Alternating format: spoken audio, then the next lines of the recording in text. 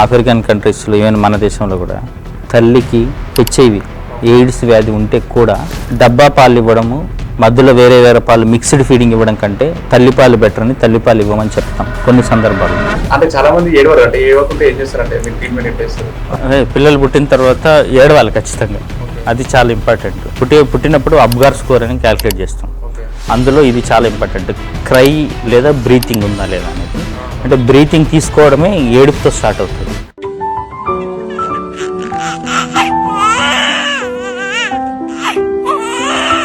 Baby అంటే తల్లి గర్భం నుంచి బయటకు వచ్చినాక సో అంటే తల్లికి అప్పుడే వెంటనే అంటే మిల్క్ అంటే పాలు వస్తాయా అంటే ఏమైనా టైం పడుతుందా?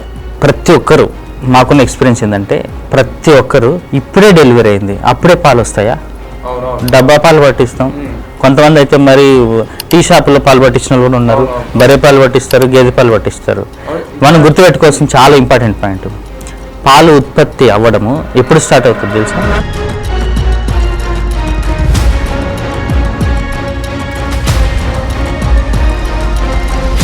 కొంతమంది ఇప్పుడు బొడ్డుదార కట్ చేస్తారు కదా, బొడ్డుదార కట్ చేసిన తర్వాత కొంతమంది ఏంటంటే అది మానాలని కొంతమంది పెండ రాస్తారు, ఆవు పెండ తీసుకొచ్చి బర్రె పెండ, అంటే ఎందుకు డాక్టర్? అస్సలు రాయకూడదు. అసలు అట్లా రాయడం వల్లనే అప్పుడు టిటానిస్ ఇట్లాంటివి వచ్చి చనిపోయేవాళ్ళు పిల్లలు.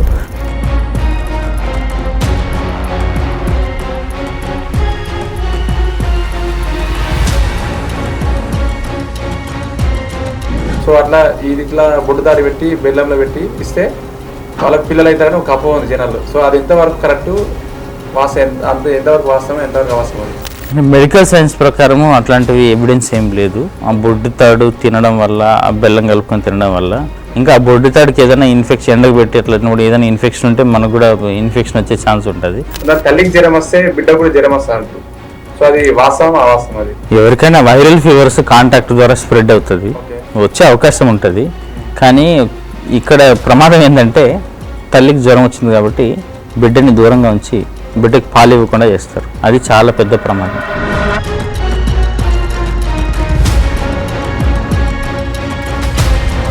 కొన్ని లక్షల కోట్ల లాభం పెట్టుకొని మనం 1 రూపీ 2 రూపీస్కి ఆలోచిస్తే ఎట్లా? సో జ్వరం అనేది చాలా చిన్న సమస్య. సో యూజువల్గా అమ్మ పాత శారీల్లో ఆ వాసన అనేది కొంత ఉంటుంది కాబట్టి, సో మదర్కి దగ్గరగా ఉన్నట్టు బేబీ ఫీల్ అవుతుంది కాబట్టి అమ్మమ్మ నాన్నమ్మ అమ్మ శారీస్లు కట్టి ఆ మూమెంట్ వల్ల బేబీలు నిద్రపోతారు కాబట్టి ఉయ్యాలలో వేసేవాళ్ళు. బేబీ అన్నం అంటే ఫుడ్ తినకపోయినా కానీ కొంత బలవంతంగా తినిపిస్తారు. సో చందమామ చూపించుకుంటా, చందమామ జాగ్రత్త అప్పుడే చూపించుకుంటా, కొంతమంది బలవంతంగా తినిపిస్తారు. నిజంగానే చందమామని చూపించి తినిపిస్తే మంచి విషయం, కానీ చందమామని మర్చిపోయారు గణేష్, అందరూ ఫోన్ చూపిస్తున్నారు. ఇది చాలా డేంజర్. ఈ ఫోన్ చూపించి తినిపించడం వల్లనే 2 నష్టాలు జరుగుతున్నాయి.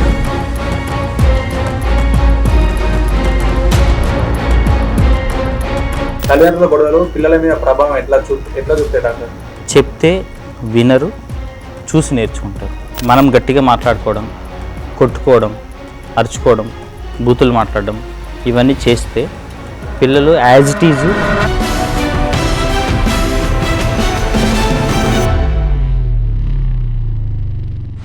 Hi guys, welcome to real talks with Ganesh.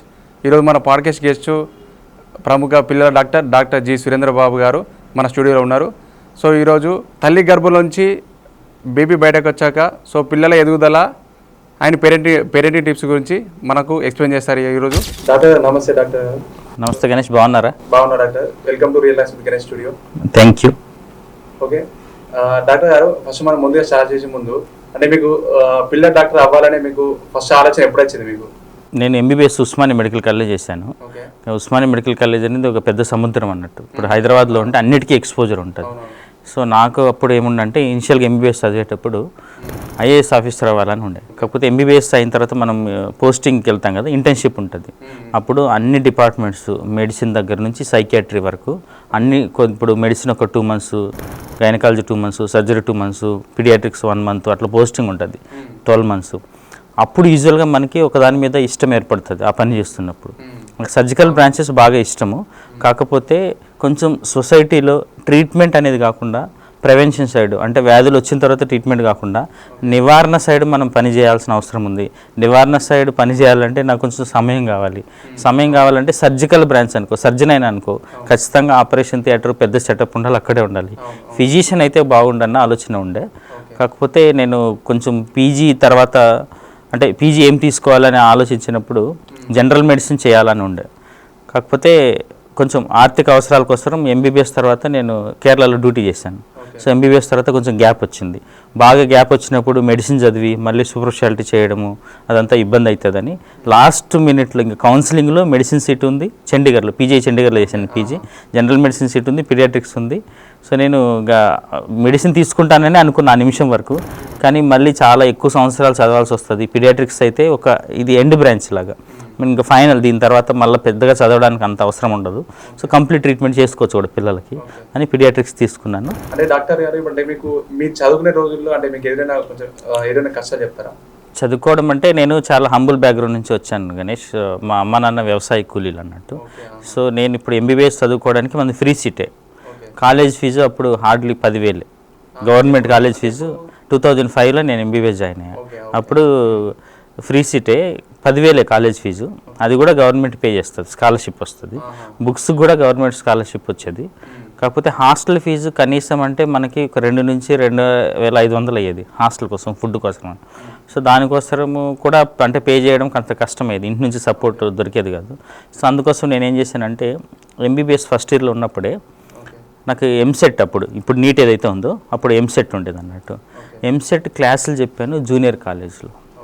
New year junior college అని నారాయణగూడలో ఉండేది. అప్పుడు నేను వాళ్ళకి క్లాసులు చెప్పాను, ఎంసెట్ క్లాసులు, హైదరాబాద్ నారాయణగూడలో. నా స్టూడెంట్స్ ఇప్పుడు డాక్టర్స్ అయ్యారు. అంటే నేను ఎంబీబీఎస్ ఫస్ట్ ఇయర్లో ఉన్నప్పుడు ఇంటర్మీడియట్ వాళ్ళకి క్లాసులు చెప్పాను. సో నాకు ఫస్ట్ శాలరీ ఒక 600 అట్లా ఇచ్చారు. నేను తర్వాత బాగా చెప్తున్నానే నెక్స్ట్ మంత్ నుంచి అప్పట్లో 6,000 చేశారు. ఇప్పుడు రమణారెడ్డి సార్ అని న్యూ ఇయర్ జూనియర్ కాలేజ్ చాలా సపోర్ట్ చేశారు. సో అట్లా చాలా సంవత్సరాలు చెప్పాను. ప్లస్ ఎంబీబీఎస్ ఎవరైతే ఫెయిల్ అయిపోతారో వాళ్ళకు కూడా క్లాసులు చెప్పాను, హోమ్ ట్యూషన్స్. సో అట్లా హోమ్ ట్యూషన్స్ చెప్పుకుంటా చదువుకున్నాను. ఓకే డాక్టర్ గారు, సో మీరు హాస్పిటల్ ఫీల్డ్లో మీరు హాస్పిటల్ ఫీల్డ్లో మీరు ఎదుర్కొన్న సవాళ్ళు ఏంటి అంటే ఫస్ట్ మీకు ఎదురైన ఇబ్బందులు ఏంటి? అయితే మన దేశంలో 2 ఎక్స్ట్రీమ్స్ ఉన్నాయి. నేను పీజీ అయిపోయిన వెంటనే ఒక హైదరాబాద్లో కార్పొరేట్ హాస్పిటల్లో పనిచేశాను. ఎక్కడ? హైదరాబాద్లో ఒక పెద్ద హాస్పిటల్లో పనిచేశాను, కార్పొరేట్ హాస్పిటల్లో. పేరు చెప్పడం నాకు ఇష్టం లేదు అందుకోసమని. అయితే అక్కడ చాలా ఎక్స్ట్రీమ్ కల్చర్ ఉంది. అంటే ఏంటంటే చాలా విఐపి ట్రీట్మెంటు, ఇంకా ప్రతిదీ డాక్యుమెంట్ అవుతుంది. నైట్ 2 గంటలకి ఎవరో ఒక ఐపీఎస్ ఆఫీసరో, ఐఏఎస్ ఆఫీసరో, లేకపోతే ఎవరినో పొలిటీషియనో వాళ్ళ మనవరాల కోసం కాల్ చేస్తారు. 2 గంటలు 3 గంటలు మాట్లాడతారు. నిజంగానే ప్రాబ్లం ఏముండదు, బాగా ఏడుస్తుంది బేబీ అని చెప్పి ఫోన్ చేస్తే అది ఫోన్ కాల్ రికార్డ్ అవుతుంది. వాళ్ళు ఇచ్చే ఫీడ్బ్యాక్ చాలా ఇంపార్టెంట్ హాస్పిటల్ మేనేజ్మెంట్కి. అసలు నాకు చాలా విచిత్రం అనిపించింది. ఒకవైపు ఏమో రక్తహీనత, పోషకాహార లోపము, సరైన అవగాహన లేకుండా చిన్నపిల్లలు చనిపోతున్నారు ఆరోగ్యం లేకుండా. ఇదే దేశంలో అదే అంటే పక్కన బస్తీనే, ఇప్పుడు బంజారాహిల్స్లో నేను చెప్తున్న హాస్పిటల్ బంజారాహిల్స్లో ఉంది, ఆ పక్కనే ఒక బస్తీ ఉంటుంది. అక్కడేమో పోషకాహారంతో చనిపోతుంటారు, వాడిని ఎవరు పట్టించుకునే పరిస్థితి ఉండదు. కానీ ఇక్కడ మాత్రం చాలా విఐపి ట్రీట్మెంట్ ఉంది. యూజువల్గా ఎంబీబీఎస్ సీట్ వచ్చిన వెంటనే ప్రతి ఒక్కరు ఏం చెప్తారు, నేను ఈ దేశానికి సేవ చేయాలి, పల్లెటూర్లకు వెళ్తా, గుండె డాక్టర్ అవుతా, నరాల డాక్టర్ అవుతా, పేదవాళ్ళకి సేవ చేస్తా. కానీ నేను వచ్చింది చాలా మారుమూల ప్రాంతం. మా ఊరికి ఈరోజు కూడా బస్సు లేదు. మా ఊరికి కూడా ఈరోజు కూడా మా ఊరికి బస్సు లేదు, ఆటోలో పోవాల్సిందే టౌన్కి రావాలంటే. అలాంటి ప్రదేశం నుంచి వచ్చి నేను ఇలాంటి వాళ్ళకి సర్వీస్ చేయడం కోసము, అంటే సర్వీస్ కాదు, అది ఎంటర్టైన్మెంట్ చేయడం కోసం. ఇప్పుడు పిల్లలు ఏడవడం అనేది వాళ్ళ భాష, అది ఓదార్చడం రాని తల్లులకి 2 గంటలు 3 గంటలు రాత్రి 2 గంటలు కౌన్సిలింగ్ చేయాలి. నేను ఇందుకోసం చదువుకున్నానా అని అనిపించి, లేదు మనం పల్లెటూర్లకు వెళ్ళాలని అప్పుడు వెతికితే సిరిసిల్ల కొంచెం బాగా అనిపించింది. ఇక్కడ వచ్చి స్టార్ట్ చేసాం అన్నట్టు. అయితే ఇదొక ఎక్స్ట్రీమ్ ప్రపంచం. ఇక్కడ ప్రాబ్లమ్స్ వేరు, అక్కడ పేషెంట్ సమస్యలు వేరు. కాకపోతే ఇక్కడ అంటే మీరు బయట కూడా విచారించుకోవచ్చు, శనివారం ఆదివారం రాత్రుల్లో డాక్టర్స్ దొరికేవాళ్ళు కాదు. సో అది న్యూస్లో కూడా రాశారు, అందరూ హైదరాబాద్కి వెళ్ళిపోతారని చెప్పి. సో నేను స్టార్ట్ చేసినప్పుడు శనివారం ఆదివారం ఖచ్చితంగా ఉండాలి, నైట్లో ఖచ్చితంగా సర్వీస్ ఇవ్వాలి. ఇది స్టార్ట్ చేసిన తర్వాత ఒక 6 మంత్స్లోనే విపరీతంగా అంటే ఓపీ పెరిగిపోయింది. అసలు నాకు ఓపీ ప్రాబ్లమే కాలేదు, విపరీతంగా పేషెంట్స్ వచ్చారు. సో ఎవరైనా కానీ సడన్ సర్జ్ ఒక ప్రదేశంలో సడన్గా ఏదైనా మార్పు జరిగిందనుకోండి, లోకల్గా తట్టుకోవడం కష్టం అవుతుంది ఎవరికైనా. సో దానివల్ల కొంచెం నెగిటివ్ ప్రాపగండా కూడా జరిగింది.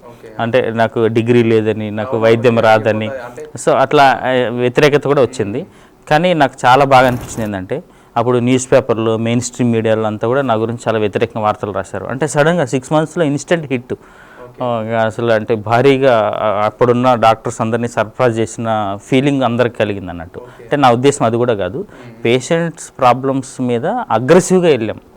అంటే వ్యాధి లక్షణాలను తగ్గించుకోవడం కాదు, వ్యాధి కారణాన్ని కనుక్కొని అది రాకుండా చూసుకోవడం ఎలాగా అనే దాని మీద మనం ఫోకస్ చేసేసరికి పేషెంట్స్ చాలా ఆహ్వానించారు ఆ మార్పుని. సో చాలా విపరీతంగా వచ్చారు. అంటే ఒక 6 నెలల్లో ఒక పిల్లల డాక్టర్కి 150, 200, 300 పేషెంట్స్ రావడం మామూలు విషయం కాదు. అది చూసి తట్టుకోవడం కష్టమవుతుంది మిగిలిన వాళ్ళకి. ఇదేదో మాయ జరుగుతుంది, ఏదో మ్యాజిక్ చేస్తున్నారు అన్న ఫీలింగ్ వస్తుంది. దానివల్ల వ్యతిరేకత వచ్చింది. కానీ ఈ వ్యతిరేకత మామూలే, మీరు భయపడాల్సిన అవసరం లేదు. ఇవన్నీ కెరీర్ స్టార్టింగ్లో సహజంగా ఉంటాయి అని ఈ ఊర్లో ఉన్న సీనియర్ డాక్టర్స్ అందరూ నాకు చెప్పారు. చాలా సపోర్ట్ చేశారు, పెద్ద పెద్ద డాక్టర్లు అందరూ సపోర్ట్ చేశారు, శంకర్ సార్ దగ్గర నుంచి. సెకండ్ విషయం, పేషెంట్స్ వాళ్ళ పిల్లలకి ప్రాబ్లం లేకపోయినా కానీ ఓపీలో డబ్బులు కట్టి, సార్ ఎవరైనా అలాంటి నెగిటివ్ కామెంట్స్ కానీ వార్తలు కానీ మీరు బాధపడకండి అని నన్ను ఓదార్చడం కోసం డబ్బులు కట్టి మరీ ఓపీకి వచ్చారు. సో నాకు ఆ రోజు అనిపించింది, సమాజంలో మనం కొంచెం మంచి చేస్తే సమాజం మనకు చాలా తిరిగి ఇస్తుంది అని చెప్పి. సో సవాళ్ళు అంటే ఇంకా ఈ సమస్యలు మామూలే, అన్ని ఫీల్డ్లోనూ కొంత కాంపిటీషన్ ఉంటుంది, కొంత విమర్శలు ఉంటాయి, వాటిని ఎదుర్కోవాలి మనం. సుమారుగా పర్ డే ఒక నైట్లో మేము 30 నార్మల్ డెలివరీస్ చేసేవాళ్ళం. సో నార్మల్ డెలివరీస్ అంటే కొంచెం టైం పడుతుంది కదా, అట్లీస్ట్ 10 నుంచి 12 గంటల వరకు పడుతుంది. సో అప్పటి వరకు పేషెంట్తో మాట్లాడుతూ కౌన్సిల్ చేస్తా, బేబీ పొజిషన్ ఎలా ఉంది, ఏం జరుగుతుంది అని మనం కౌన్సిల్ చేసి డెలివరీ చేస్తాం. సో వాళ్ళు చాలా హ్యాపీ ఫీల్ అయ్యి మనం మంచిగా మాట్లాడినామని చెప్పి, అసలు మీ పేరు పెట్టుకుంటాం, మేము అసలు నార్మల్ డెలివరీ అవదనుకున్నాము, మీరు చాలా సపోర్ట్ చేస్తారు, అసలు గవర్నమెంట్ హాస్పిటల్లో ఇంత సర్వీస్ చేస్తారని మాకు తెలియదు అని చాలా హ్యాపీ ఫీల్ అయ్యారు. అట్లాంటివి గుర్తుంటాయి లైఫ్ టైం. ఎందుకంటే మనం వినడమే, ఒక ఏరియాలో కొంతమంది ఒక డాక్టర్ కానీ ఒక డాక్టర్ అమ్మ పేర్లు పాతకాలం ఆ ఏరియాలో ప్రతి ఊర్లో పెట్టుకునేవాళ్ళు, అంటే వీళ్ళు ఎంత ఆదర్శంగా ఉండేవాళ్ళు అన్నట్టు. సో అలాంటివి వినడమే కానీ ఫస్ట్ టైం లైఫ్లో మనకి అట్లా మన పేరు అడిగి మీ పేరు పెట్టుకుంటాం అనేసరికి హ్యాపీ ఉంటుంది. అట్లాంటివి చాలా ఉన్నాయి. అంటే చాలా మంది ఏడవారు, అంటే ఏడవకుంటే ఏం చేస్తారంటే మీరు ట్రీట్మెంట్ ఎట్లా ఇస్తారు? పిల్లలు పుట్టిన తర్వాత ఏడవాలి ఖచ్చితంగా, అది చాలా ఇంపార్టెంట్. పుట్టినప్పుడు అబ్గార్ స్కోర్ అని క్యాలిక్యులేట్ చేస్తాం. అందులో ఇది చాలా ఇంపార్టెంట్, క్రై లేదా బ్రీతింగ్ ఉందా లేదా అనేది. అంటే బ్రీతింగ్ తీసుకోవడమే ఏడుపుతో స్టార్ట్ అవుతుంది. ఊపిరితిత్తులు తల్లి గర్భంలో ఉన్నప్పుడు ఒక మాంసం ముద్దలాగా ఉంటాయి. బేబీకి ఆక్సిజన్ అంతా కూడా తల్లి బ్లడ్ నుంచి అందుతుంది. ఫస్ట్ టైం శ్వాస తీసుకోవడము, ఫస్ట్ టైం ఊపిరితిత్తులు పనిచేయడము, దానికి ఇండికేషనే ఈ ఏడుపు అనేది. ఫస్ట్ క్రై చాలా ఇంపార్టెంట్. సో అట్లా ఏడిస్తేనే శ్వాస ఆడుతుంది, ఊపిరితిత్తుల్లో ఉన్న మన భాషలో చెప్పాలంటే నంజు అంటారు కదా, నీరంతా కరిగిపోతుంది అన్నట్టు. సో ఏడవాలి, అది ఏడవలేదు అంటే చాలా సీరియస్ ప్రాబ్లం అది. అంటే చాలా మంది ఏడవారు, అంటే ఏడవకుంటే ఏం చేస్తారంటే మీరు ట్రీట్మెంట్ ఎట్లా ఇస్తారు? లేదు, ఏడవాలి ఖచ్చితంగా, దానికి ప్రొసీజర్ ఉంటుంది, మనం అసెస్ చేస్తాం ఇమీడియట్గా, ఎక్కువ టైం కూడా తీసుకోం, కొన్ని సెకండ్లోనే. సో స్టిమ్యులేట్ చేయడం స్టార్టింగ్లో, బాగా సీరియస్ కేసుల్లో మనం శ్వాస ఇస్తాం అన్నట్టు, యాంబూ బ్యాగ్ ద్వారా ఇస్తాం అన్నట్టు. అట్లా తర్వాత ఏడుస్తారు. సో మరీ బాగా అంటే పూర్తిగా ఏదైనా చాలా సీరియస్ ప్రాబ్లం ఉండి సైన్స్ ఆఫ్ లైఫ్ లేదు, ఇంకా అంటే బేబీ కంప్లీట్గా బ్లూ కలర్ అయిపోయింది, పూర్తిగా ఏడుపు లేదు, శ్వాస తీసుకోవడం లేదు అంటే వాళ్ళకి వెంటిలేటర్, ఇంట్యుబేషన్ చేయడము, వెంటిలేటర్ అట్లాంటివి చేయాల్సి వస్తుంది. కానీ ఏడవడం అనేది చాలా important, first cry. Okay doctor గారు, ఏంటంటే సో పుట్టిన వెంటనే బేబీకి సో వెయిట్ అనేది హైట్ అనేది మెజర్ చేస్తారు. సో ఎందుకు డాక్టర్ గారు? అంటే వెయిట్ ఖచ్చితంగా చూస్తాము పుట్టినప్పుడు. డిశ్చార్జ్ అప్పుడు baby length plus head circumference measure చేసే వాటిలో. ఎందుకంటే మానిటరింగ్ కోసం, గ్రోత్ మానిటరింగ్కి హెల్ప్ అవుతుంది. ఇప్పుడు ఫస్ట్ సంవత్సరంలో ఇంత పొడుగు పెరగాలి, 20 సెంటీమీటర్లు పెరగాలి, పెరుగుతున్నారా లేదా, సో అది చూసుకోవాలి ఖచ్చితంగా, గ్రోత్ అసెస్ చేయడం కోసం అని చెప్పి. వెయిట్ కూడా ఫస్ట్ 10 days కొంత లాస్ అయ్యి మళ్ళీ గెయిన్ అవుతారు. తర్వాత నుంచి రోజుకి ఇన్ని గ్రాములు వెయిట్ పెరగాలని ఉంటుంది. ప్రీటర్మ్ బేబీస్ అనుకోండి 20 to 30 grams తక్కువ బరువు ఉన్న వాళ్ళు, కనీసం 15 నుంచి 20 గ్రాములు రోజుకి పెరగాలన్నట్టు పిల్లలు. సో గ్రోత్ అసెస్మెంట్ కోసం మెజర్ చేస్తాము. ప్లస్ తక్కువ బరువు ఉన్న వాళ్ళకి కొన్ని సమస్యలు వచ్చే అవకాశం ఉంటుంది, వాళ్ళకి షుగర్ తగ్గిపోతుంది, పసిరికలు వచ్చే అవకాశం ఉంటుంది. సో అందుకని బరువు చాలా ఇంపార్టెంట్. ఓకే ఓకే డాక్టర్, నాకు ఇంకో డౌట్ ఉండే, అంటే జనాలు ఏంటంటే మన తెలంగాణలో సో మ్యాక్సిమం అందరికీ డౌట్ ఉండే, ఎందుకంటే కొంతమంది మ్యాక్సిమం పుట్టిన వెంటనే బేబీస్కి సో జాండీస్ వస్తాయి, మన భాష పడి తెలంగాణ భాష పడి పసకలు అవుతాయి. సో ఎందుకు డాక్టర్ అట్లా? అంటే పసకలు అయితే ఓకేలా ఏం చేయాలి? అందరికీ కావు. ఓకే, ఫిజియలాజికల్ జాండీస్ అనేది నార్మల్ పిల్లల్లో, అది పెథలాజికల్ అంటే వ్యాధి అన్నట్టు. అందరికీ అవ్వు.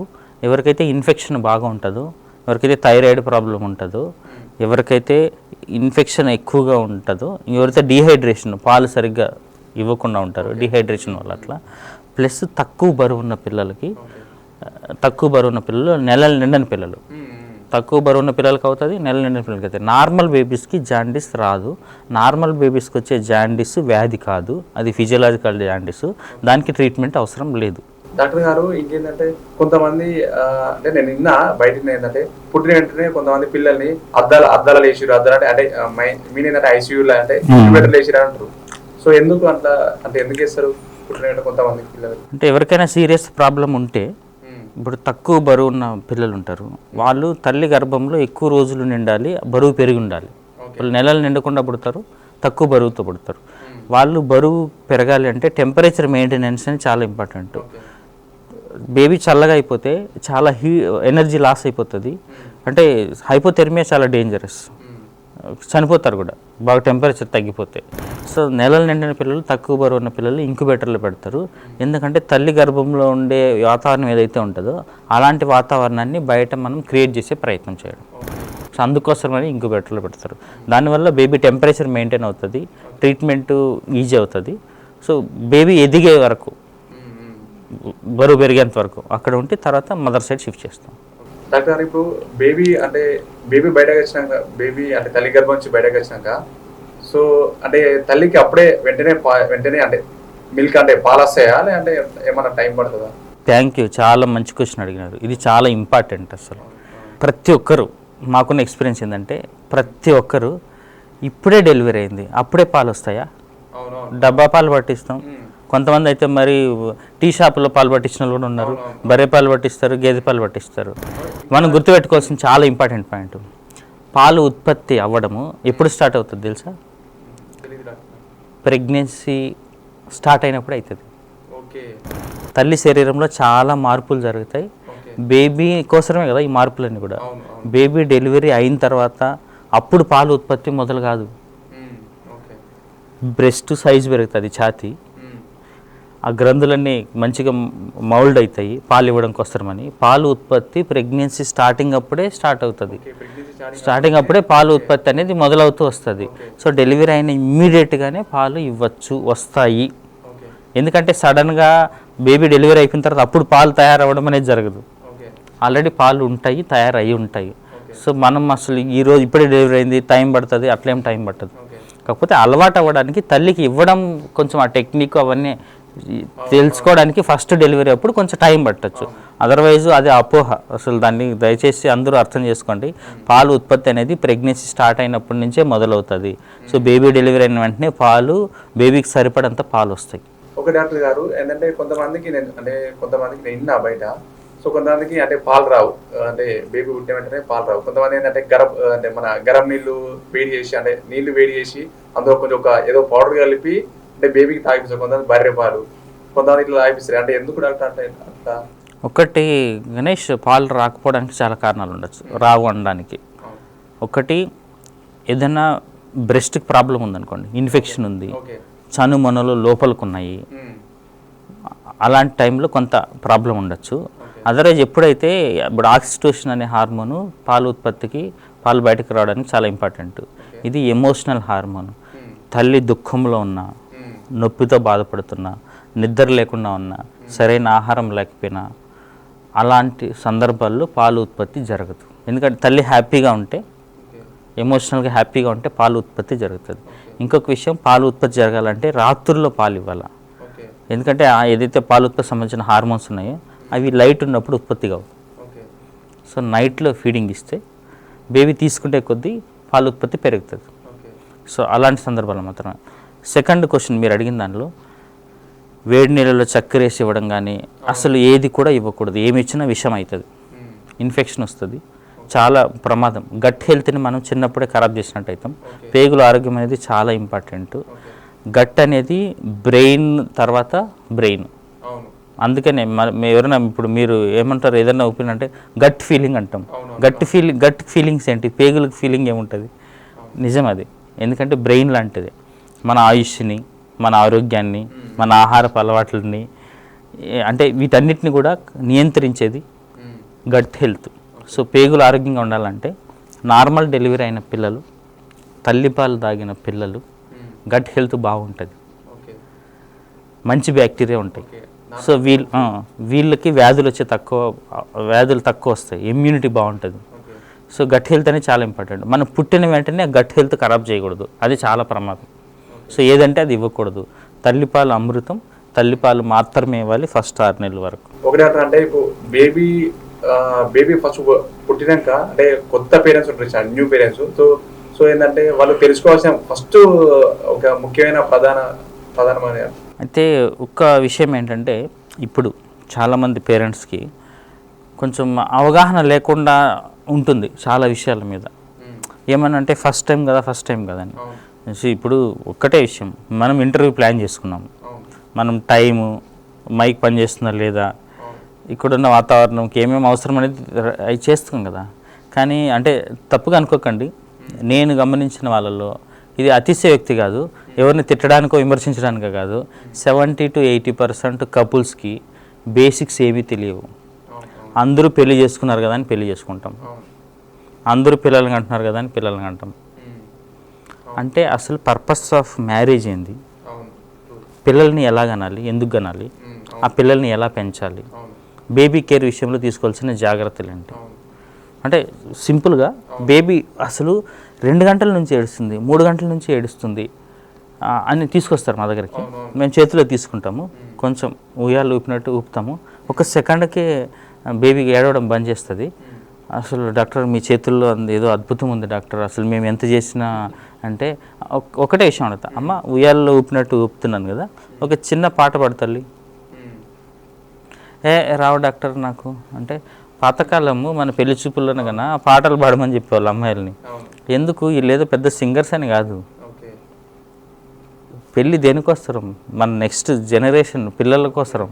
ఆ పిల్లల్ని పెంచే అంత సామర్థ్యం ఈ అక్కకు ఉందా లేదా, ఓదార్చగలదా లేదా, అంటే మామూలుగా లాలిపాట పాడగలదా లేదా అనే అసెస్మెంట్లో ఒక భాగం ఇది కూడా. అంటే పిల్లల్ని ఓదార్చడం రాదు, వీళ్ళకి తెలియదు అసలు. చిన్న బేసిక్ థింగ్స్ అంటే పిల్లలు ఎందుకు ఏడుస్తారు, వీళ్ళకి తెలిసిన ఏడుపు అంటే అంతా పాలు కోసరమే. సరే ఎంత ఇచ్చి పాలు తాగిన మళ్ళీ ఏడుస్తుంది అని అంటారు. చాలా రీజన్స్ ఉంటాయి పిల్లలు ఏడవడానికి, అందులో చాలా బేసిక్ థింగ్స్. ఏడుపు అనేది వాడి భాష. భయంకరమైన కారణం ఏముంటుంది, మెదడులో ఇన్ఫెక్షన్ వల్ల కూడా ఏడుస్తారు. ఏది ఏందని తెలుసుకోగలిగి ఉండాలి. అంటే తల్లిదండ్రులుగా బేబీ బేసిక్ కేర్, ఎన్నిసార్లు పాలు ఇవ్వాలి, ఎన్ని గంటలు నిద్రపోతారు, ఏమేమి వస్తువులు వాడాలి, స్నానం ఎన్నిసార్లు చేయించాలి, కొన్ని బేసిక్ థింగ్స్ తెలుసుకోవాలి. అట్లా తెలియకుండా ఎవరు ఏది చెప్తే చేస్తారు. నేను చూసిన పుట్టిన బేబీకి 2-3 రోజులకు బాగా ఏడుస్తున్నారని కొన్ని క్యాస్ట్లో ఇదొక కల్చర్ ఉంది, పొట్ట మీద కాలుస్తారు, బ్రాండింగ్ అంటాం. అది ఎంత భయంకరం అంటే అంత భయంకరం. చనిపోయే స్థితికి వచ్చిన పిల్లలను కూడా చూసాం, కొంతమంది పిల్లలు చనిపోతారు. ఏంటంటే ఇంకోటి విన్నా అంటే బయట అంటే వెనకడ ఏంటంటే, సో కొంతమంది ఇప్పుడు బొడ్డుదార కట్ చేస్తారు కదా, బొడ్డుదార కట్ చేసిన తర్వాత కొంతమంది ఏంటంటే అది మానాలని కొంతమంది పెండ రాస్తారు, ఆవు పెండ తీసుకొచ్చి బర్రె పెండ. అంటే ఎందుకు డాక్టర్ అంత అస్సలు రాయకూడదు. అసలు అట్లా రాయడం వల్లనే అప్పుడు టిటానిస్ ఇట్లాంటివి వచ్చి చనిపోయేవాళ్ళు పిల్లలు. అసలు రాయకూడదు. బొడ్డు యూజువల్గా 7 రోజుల నుంచి 10 రోజుల లోపల అది రాలిపోతుంది. అది శుభ్రంగా ఉంచి పొడిగా ఉంచితే హీల్ అయిపోతుంది తొందరగా. మనం ఏదంటే అది రాసి తడిగా ఉంచితే ఇన్ఫెక్షన్ వచ్చి అంబులికల్ సెప్సిస్ చాలా ప్రమాదం. మన బాడీ మొత్తం ఇన్ఫెక్షన్ వచ్చి పిల్లలు చాలా సీరియస్ అయి చనిపోయే అవకాశం ఉంటుంది. ఏది పడితే అది రాయకూడదు, అసలు ఏమి రాయకూడదు, పొడిగా ఉంచాలి, తడిగా ఉంచకూడదు, అంతే. ఓకే డాక్టర్ గారు, ఏంటంటే తల్లి బిడ్డకు అంటే ఎన్నిసార్లు పాలు ఇవ్వాలి ఒక రోజుగా? యూజువల్గా బరువును బట్టి తక్కువ బరువు 2 కేజీల కంటే తక్కువ ఉన్న పిల్లలకి 10 నుంచి 12 సార్లు ఇమ్మని చెప్తాం. 2 గంటలకు ఒకసారి. 2 గంటలకు ఒకసారి అంటే 10 నుంచి 12 సార్లు అవుతుంది. కొంచెం బరువు 2 నుంచి 3 కేజీలు ఉన్న పిల్లలు ఉంటారు, వాళ్ళకి 3 గంటలకు ఒకసారి ఇస్తే సరిపోతుంది. 8 నుంచి 10 సార్లు. అంటే పిల్లలకి నిద్ర ఎంత అవసరం డాక్టర్? పుట్టిన బేబీ సుమారుగా 14 నుంచి 16 గంటలు నిద్రపోతారు. మన వాళ్ళు కంప్లైంట్ ఏంది, ఎప్పుడు పడుకునే ఉంటారు. అది గ్రోత్కి చాలా ఇంపార్టెంట్ నిద్ర అనేది. కనీసం 14 గంటలు అవసరం పుట్టిన బేబీకి. పెద్దవాళ్ళు అనుకోండి మనం 6 నుంచి 8 గంటలు అవసరం. స్కూల్ గోయింగ్ కిడ్స్ అనుకోండి 10 నుంచి 12 గంటలు అవసరం. సో నిద్ర అనేది చాలా ఇంపార్టెంట్. సో వీళ్ళేదో ఇప్పుడు నిద్రపోతున్నారు అనేది కంప్లైంట్ లాగా చెప్తుంటారు. అట్లా కాదు, వాళ్ళు నిద్రపోవాలి. నిద్రపోయినప్పుడే బ్రెయిన్ గ్రోత్ అవుతుంది. చాలా ఇంపార్టెంట్ నిద్ర అనేది. సో బేబీస్ మాత్రం 14 నుంచి 16 గంటలు నిద్రపోవాలి. పెద్దవాళ్ళు కూడా 6 నుంచి 8 గంటలు మినిమం ఉండాలి. బయట అయినా ఏంటంటే కొంతమంది ఏంటంటే వెనకడ మనుషులు ఏంటంటే బేబీ పుట్టిన వెంటనే ముర్ర వచ్చిందా అని అంటారు. అంటే ముర్ర అంటే నాకు బేసిక్గా ముర్ర అంటే తెలియదు. సో అంటే బేబీ డెలివరీ అయిన తర్వాత ముర్రు కంపల్సరీ పోవాలా అంటే ఇట్లా మోషన్స్ పోవాలి ఖచ్చితంగా. అంటే పుట్టిన వెంటనే అని కాదు, యూజువల్గా 24 అవర్స్లో పోతారు. 48 అవర్స్ కంటే లేట్ అయింది అనుకోండి, అది దానికి చాలా వ్యాధులు ఉండే అవకాశం ఉంటుంది లోపల, పేగులు ఏర్పడడంలో కానీ, లేదంటే కొన్ని నర్వస్ సిస్టమ్ డెవలప్ కాకపోవడం కానీ అలాంటివి ఉంటాయి. సో అందుకోసమని అంటే అది వాళ్ళ జ్ఞానం, మన వాళ్ళు అది ఆ విషయంలో వాళ్ళు మెచ్చుకోవాలి మనం. అది చాలా ఇంపార్టెంట్ థింగ్. వీడు 24 గంటల్లో మోషన్స్ పోయినాడా లేదా, 24 గంటల్లో యూరిన్ పోయినారా లేదా, 48 గంటల కంటే ఎక్కువ లేటుగా అంటే పోలేదు మోషన్, 48 గంటలు పోలేదు అంటే వీడికి ఏదో ప్రాబ్లం ఉంది, డాక్టర్కి చూపించాలి. అది మంచి విషయం, అది చెక్ చేసుకోవాలి. వెంటనే పోవాల్సిన అవసరం లేదు. యూజువల్గా పాస్ చేస్తారు, కొన్ని గంటల్లోనే పాస్ చేస్తారు పిల్లలు. ఒక అపోహ ఉంది జనాలు. సో అట్లా ఇది ఇట్లా బొడ్డు దాడి పెట్టి బెల్లంలో పెట్టి ఇస్తే వాళ్ళకి పిల్లలు అవుతారని ఒక అపోహ ఉంది జనాలు. సో అది ఎంతవరకు కరెక్ట్, ఎంతవరకు వాస్తవం, ఎంతవరకు అవసరం? మెడికల్ సైన్స్ ప్రకారము అట్లాంటివి ఎవిడెన్స్ ఏం లేదు. ఆ బొడ్డు తాడు తినడం వల్ల, ఆ బెల్లం కలుపుకొని తినడం వల్ల, ఇంకా ఆ బొడ్డు తాడుకి ఏదైనా ఇన్ఫెక్షన్ ఎండకు పెట్టి అట్లా ఏదైనా ఇన్ఫెక్షన్ ఉంటే మనకు కూడా ఇన్ఫెక్షన్ వచ్చే ఛాన్స్ ఉంటుంది. అట్లాంటివి చేయకూడదు. కానీ మన వాళ్ళు పిల్లలు కాని వాళ్ళకి ఇలాంటి రిచువల్స్ ఎందుకు చేసేవాళ్ళంటే, కొంచెం ఇప్పుడు పెళ్ళైన 1 year తర్వాత, మీకు మ్యారేజ్ అయిందా? ఓకే, మ్యారేజ్ అయిన తర్వాత 1 year లోపల పిల్లలు కలగలేదు అనుకోండి, మీరు ఏ ఫంక్షన్కి వెళ్ళినా మన సమాజంలో ఏంటిది అడుగుతూనే ఉంటారు. వీళ్ళు మానసికంగా కుంగిపోతారు. ఫస్ట్ మానసికంగా ఆనందంగా ఉండాలి, తర్వాత అన్నీ సహజంగా జరిగే అవకాశం ఉంటుంది.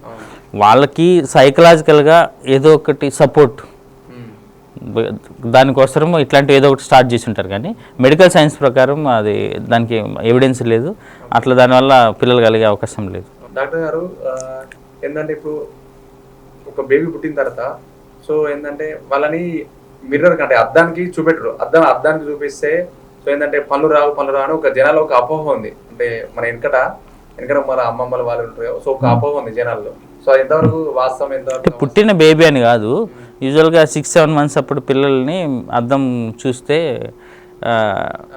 అంటే పళ్ళు రావు అట్లా చెప్తుంటారు. ఒక్కటే అండి, స్క్రీన్ ఉంది, ఫోన్ లాంటిది కన్నా పిల్లలకి కానీ ఎవరికైనా కానీ ఇప్పుడు ఒక అడిక్షన్ లాగా అయిపోయింది. అప్పుడు పిల్లలకి ఆడుకునే వయసు, ఇప్పుడు 6 నెలలు 9 నెలలు, అప్పుడు వాళ్ళు మిర్రర్ చూసి ఎక్కువ టైం స్పెండ్ చేస్తుంటారు. వాళ్ళని చూసి వాళ్ళు నవ్వుకుంటా, లేకపోతే అట్లా. సో అట్లా ఎక్కువ టైం స్పెండ్ చేయడము. అప్పుడున్న మిర్రర్స్ క్వాలిటీ కూడా ప్రాబ్లం ఉండేది. సో బ్లర్డ్ దానిలో వీడు కొంచెం కనిపించినట్టు అవుతుంది. దాన్ని ఎక్కువసేపు చూడడం వల్ల ఐ స్ట్రెయిన్స్ అవుతాయి. కొన్నిసార్లు అది పగిలి డ్యామేజ్ చేసుకుంటారు. షార్ప్ ఆబ్జెక్ట్ కదా, అద్దం కింద పడేస్తారు, పగులుతుంది, వీళ్ళని ఇంజూర్ చేసుకుంటారు. సో వాటి నుంచి అవాయిడ్ చేయడానికి వస్తాము. సెకండ్ విషయము, ఎప్పుడైనా కానీ మనం పళ్ళు వచ్చేటప్పుడు నాలుగుతో మ్యానిపులేట్ చేస్తూనే ఉంటారు, చూసుకుంటూ కూడా మ్యానిపులేట్ చేస్తాము. దానివల్ల ఎత్తుపళ్ళు లాంటివి అయ్యే అవకాశం ఉంటుంది, రిపీటెడ్గా మ్యానిపులేట్ చేయడం వల్ల. సో అలాంటి వాటిని మన వాళ్ళు అవాయిడ్ చేయడం కోసము ఇట్లాంటిది చెప్పు ఉండొచ్చు. అదర్వైజ్ సైంటిఫిక్ ఎవిడెన్స్ లేదు వీటికి. అట్లా అంటే వీళ్ళు ప్రతిదాన్ని ఒక ఎక్స్పీరియన్స్ ఉంటుంది వీళ్ళకి. మీకు ఒక ఎగ్జాంపుల్ చెప్తాను, అంటే ఇది చాలా ఇంపార్టెంట్. అమ్మవారు వచ్చింది, మీరు ట్రీట్మెంట్ చేసుకోకూడదు, అమ్మవారికి కోపం వస్తుంది అని చెప్తారు. ఎందుకు చెప్పేవాళ్ళు? సింపుల్, కోవిడ్ వచ్చింది, ఒకరి నుంచి ఒకరికి స్ప్రెడ్ అవుతుంది, మీరు లాక్డౌన్లో ఇంట్లోనే ఉండాలి అని చెప్తే మన వాళ్ళు విన్నారా? పోలీసులు కొన్ని చోట్ల ఫైన్లు వేయడము, బైకులు లాక్కోవడము, మరీ విపరీతంగా క్రౌడ్ ఉన్న దగ్గర లాఠీ ఛార్జీల వరకు కూడా పోవాల్సి వచ్చింది. ఎందుకు అట్లా? పాతకాలం ఈ పోలీస్ వ్యవస్థ అట్లా ఉండేది కాదు కదా. సో మనిషికి ఒకరి నుంచి ఒకరికి వ్యాధులు స్ప్రెడ్ అవుతాయి. వైద్యం లేని దగ్గర, వైద్యం లేని వ్యాధికి మెడికల్ ఫెసిలిటీస్ లేని దగ్గర ఊరంతా చర్మ వ్యాధులు వచ్చేసి బొబ్బలు వచ్చి జ్వరంతో బాధపడి అందరూ పడుకుంటే అదొక ప్యానిక్ సిచ్యుయేషన్లో అందరూ చనిపోయే అవకాశం ఉంటుంది. ఒకరిని చూసి ఒకరు డిమోటివేట్ అయ్యి భయపడి అలాంటి భయంకరమైన వాతావరణం క్రియేట్ అవుతుంది. అది స్ప్రెడ్ అవుతుంది అని తెలుసు, స్ప్రెడ్ కాకుండా ఏం చేయాలా? అప్పుడు ఊరు మొత్తానికి కామన్ వాటర్ సోర్స్ ఉండేది, అక్కడే స్నానం చేసేవాళ్ళు, అక్కడే బట్టలు ఉతుకునేవాళ్ళు, అవే నీళ్లు తాగేవాళ్ళు. ఈ మనిషి పోయి అక్కడ అందరితోనే కలిసి అందరికి స్ప్రెడ్ చేస్తే అందరికి అవుతుంది. సో ఈ మనిషిని ఇంట్లో నుంచి బయటకు రానియద్దు. ఏం చేయాలా? గీత గీయాలా? నీకు అమ్మవారు వచ్చి ఆగ్రహం అంటే అందరికంటే పవర్ఫుల్ ఎవరు? అమ్మవారి పేరు చెప్తే భయపడతారు. సో నువ్వు ఇంట్లో నుంచి రావద్దు, అమ్మవారు ఆగ్రహిస్తుంది. ఇప్పుడు నాకు కోపం అనుకో, వస్తావు, ఏం చేస్తావు, వేసుకుంటావు, అర్థమే కదా. అమ్మవారి పేరు చెప్పినాక భయపడతావు. అందుకని నీకు వారం నుంచి 10 రోజులు తగ్గిపోతుంది అది వైరల్ ఇన్ఫెక్షన్. సో నీకు రెస్ట్రిక్ట్ చేసి వేపాకు ఇట్లాంటివి యాంటీ బ్యాక్టీరియల్ ప్రాపర్టీ ఉంటుంది. సో అంతా ఆయుర్వేదిక్ మెడిసిన్ అన్నట్టు. సో నిన్న ఒక చోట పెట్టి ఆ 10 రోజులు నేను రెస్ట్రిక్ట్ చేస్తే ఊరంతా సేఫ్ అవుతుంది. అందుకని అమ్మవారి పేరు చెప్పేవాళ్ళు. అట్లనే ప్రతిది కూడా మన వాళ్ళు ఇంకొక రీజన్ చెప్పి వాళ్ళకున్న ఎక్స్పీరియన్స్లో కంటైన్ చేసే ప్రయత్నం చేసిండు వ్యాధుల్ని కన్నా. అంతేగాని వాటిని మనం తీసుకొని అంటే మెడికల్ సైన్స్ ప్రకారం చూస్తే అవి కరెక్ట్ కాదు. ఓకే డాక్టర్ గారు, ఏంటంటే వెనకట ఏంటంటే ఇప్పుడు కూడా కొంతమంది ఉన్నారు. సో ఏంటంటే అంటే బేబీకి, పుట్టిన బేబీకి తల్లి పాలు ఇవ్వకుండా సో వాళ్ళ అమ్మమ్మలు కానీ వాళ్ళ పిన్నిలు కానీ సో పాలిస్తారు ఇస్తే సో అది ఎంతవరకు బేబీకి సెక్యూర్, అంటే హెల్త్ పరంగా ఎంతవరకు సెక్యూర్ అని? ఎప్పుడైనా ఆ బేబీకి వాళ్ళ అమ్మ పాలు అమృతం. ఇన్ కేసు తల్లి చనిపోయింది, తల్లికి తీవ్రమైన వ్యాధి ఉంది, డాక్టర్ అడ్వైజ్ చేశారు, కొన్ని మందులు తీసుకుంటా అంటారు, కీమోథెరపీ అట్లాంటివి, డాక్టర్ అడ్వైజ్ చేస్తారు నువ్వు పాలు ఇవ్వడానికి కుదరదని చెప్పి. అలాంటి వాళ్ళకి నెక్స్ట్ ఆల్టర్నేటివ్ బెస్ట్ పాసిబిలిటీ ఏంటంటే వాళ్ళకి తెలిసిన వాళ్ళు ఆరోగ్యకరమైన ఒక వ్యక్తి పాలు అలా ఇవ్వచ్చు.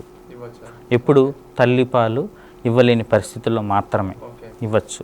అందుకని ఇప్పుడు మిల్క్ బ్యాంక్ అనే కాన్సెప్ట్ మీరు వింటారు కదా, బ్లడ్ బ్యాంక్ లాగా మిల్క్ బ్యాంక్లో ఏంటి అంటే మామూలుగా ఎవరైతే తల్లి లేకుండా ఉంటుందో, తల్లికి ఏదైనా ఆరోగ్య సమస్య ఉంటుందో, ఐసీయూలో బేబీ ఉంటుంది, ఆ బేబీలకి తల్లి పాలు ఇవ్వాలని, వాళ్ళ అమ్మ పాలని కాదు, వేరే వాళ్ళు ఎక్కువ పాలు ఉన్న వాళ్ళు ఇస్తారు. దాన్ని తీసుకెళ్ళి స్టోర్ చేసి అప్పుడున్న బేబీస్కి ఇస్తాం. అది మిల్క్ బ్యాంకు. అది మన వాళ్ళు అట్లా అంటే ఇంకా తెలిసిన వాళ్ళు బంధువుల ద్వారా చేసేవాళ్ళు. చేయొచ్చు, తప్పేం కాదు. కాకపోతే దాన్ని ఎంకరేజ్ చేయకూడదు. తల్లిపాలు ఇచ్చే పరిస్థితిలో ఉన్నప్పుడు, తల్లిపాలు ఇవ్వలేని పక్షంలో మాత్రమే అవి చేయాలి. ఓకే డాక్టర్ గారు, అంటే తల్లికి సీమంతం ఎందుకు చేస్తారు డాక్టర్? చాలా ఇంపార్టెంట్ క్వశ్చన్ అడిగారు. ఒకటి, ప్రెగ్నెన్సీ అనేది మనము అంటే ఏదో యాక్సిడెంటల్గా అట్లా జరిగేది ఉండకూడదు. ఇప్పుడున్న కపుల్స్కి నేను అడ్వైజ్ చేసేది ఏంటంటే ప్రెగ్నెన్సీ అనేదాన్ని మంచిగా ప్లాన్ చేసుకోవాలి. ఏ రకంగా అంటే ఇప్పుడు జన్యుపరమైన ప్రాబ్లమ్స్ కొన్ని, మెయిన్గా neurological defects, peri conceptional folic acid తీసుకుంటే తక్కువ అవుతాయి. అంటే స్పైన్లో ప్రాబ్లమ్స్ అనేవి కూడా పెరీ కన్సెప్షనల్ అంటే ఈరోజు ప్రెగ్నెన్సీ వస్తుంది కదా, దానికంటే 1 month ముందు నుంచే తల్లి ఫోలిక్ యాసిడ్ తీసుకోవాలి. అట్లా తీసుకుంటే బేబీలో న్యూరలాజికల్ డిఫెక్ట్స్ తక్కువ అయ్యే అవకాశం ఉంటుంది. సో అంటే ఇంపార్టెంట్ ఇక్కడ చెప్పాలనుకున్న పాయింట్ ఏంటంటే ప్రెగ్నెన్సీ వచ్చినాక అన్ని జాగ్రత్తలు తీసుకోవడం కాదు, ప్రెగ్నెంట్ అవ్వడానికే జాగ్రత్తలు తీసుకోవాలి. ఎందుకు? ఇది మోడర్న్ సైన్స్ చెప్తుంది, ఆయుర్వేదం చెప్తుంది. ఇది చాలా ఇంపార్టెంట్ పాయింట్, చాలా ఇంపార్టెంట్ టాపిక్ కూడా. ఇది అందరూ తెలుసుకోవాలి, ఇప్పుడు ఉన్న యూత్ అందరూ కూడా తెలుసుకోవాలి. ఎందుకోసం అంటే మీకు వివరించి చెప్తా క్లియర్గా.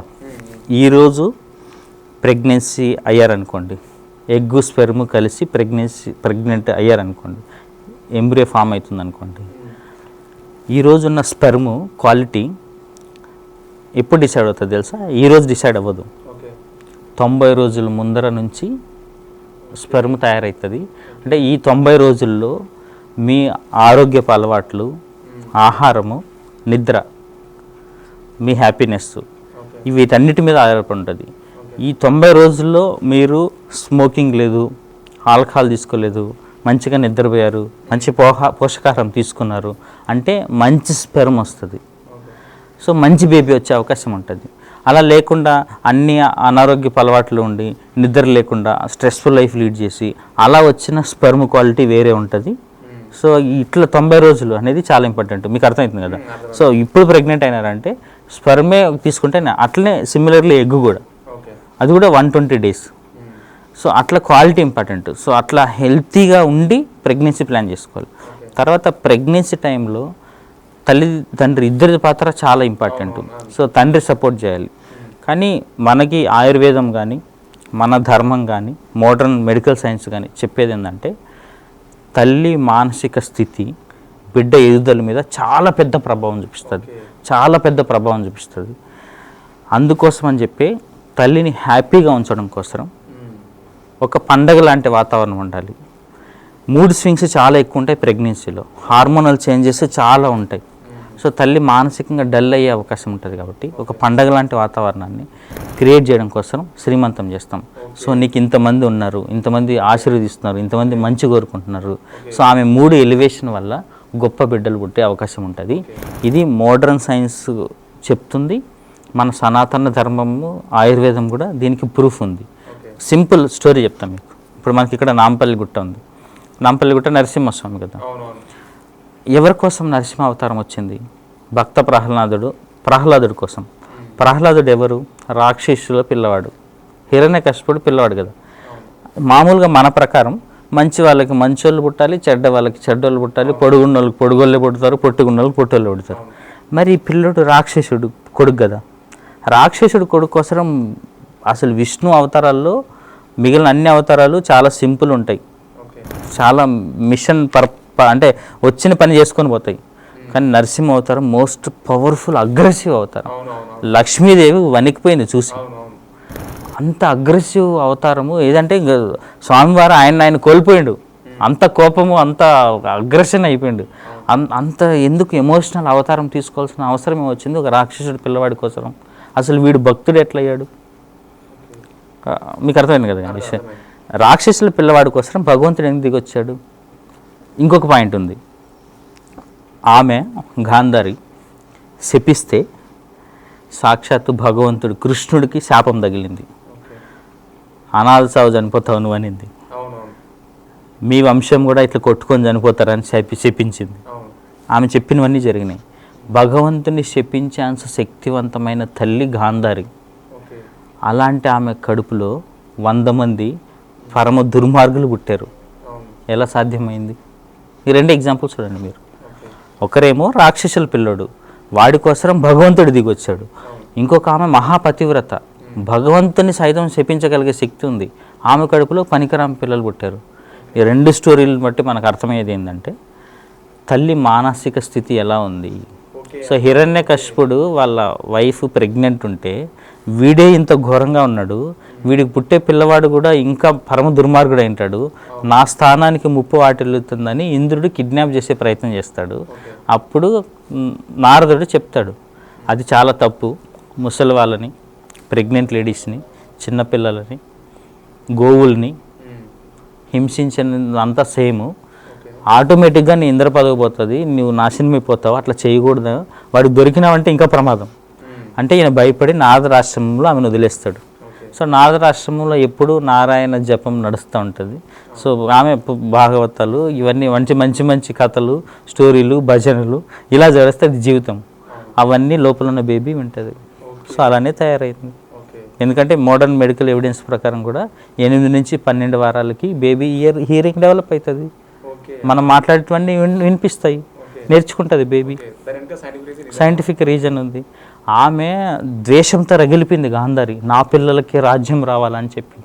అందుకని పొట్ట పగలగొట్టుకుంటుంది. 100 మంది పుట్టారు పిల్లలు, ద్వేషంతో పుట్టారు కాబట్టి అట్లనే తయారైనరు వాళ్ళు. ఆమె ఎంత గొప్పదైనా. So fetal origin of diseases అంటే తల్లి గర్భంలో ఉన్నప్పుడే వ్యాధులకి మూలం పడుతుంది అని మన మోడర్న్ మెడికల్ సైన్స్ చెప్తుంది. అట్లే ఎవరైతే తల్లి డిప్రెషన్తో ఉందనుకో, పిల్లలు పుట్టే వాళ్ళు కూడా డిప్రెషన్ గురి అయ్యే అవకాశం ఉంటుంది అని చెప్తుంది. సో ఈ రెండింటిని కలుపుకుంటే మనకు అర్థమైంది ఏంటంటే తల్లి మానసిక స్థితి అనేది చాలా చాలా ఇంపార్టెంట్. వివేకానందుడి నుంచి శివాజీ వరకు, ప్రహ్లాదుడి స్టోరీ తీసుకున్న, అభిమన్యుడి స్టోరీ మీకు తెలిసే ఉంటుంది. అభిమన్యుడు పద్మవ్యూహంలోకి వెళ్ళడము అదంతా కూడా తల్లి గర్భంలో ఉన్నప్పుడే నేర్చుకున్నాడు.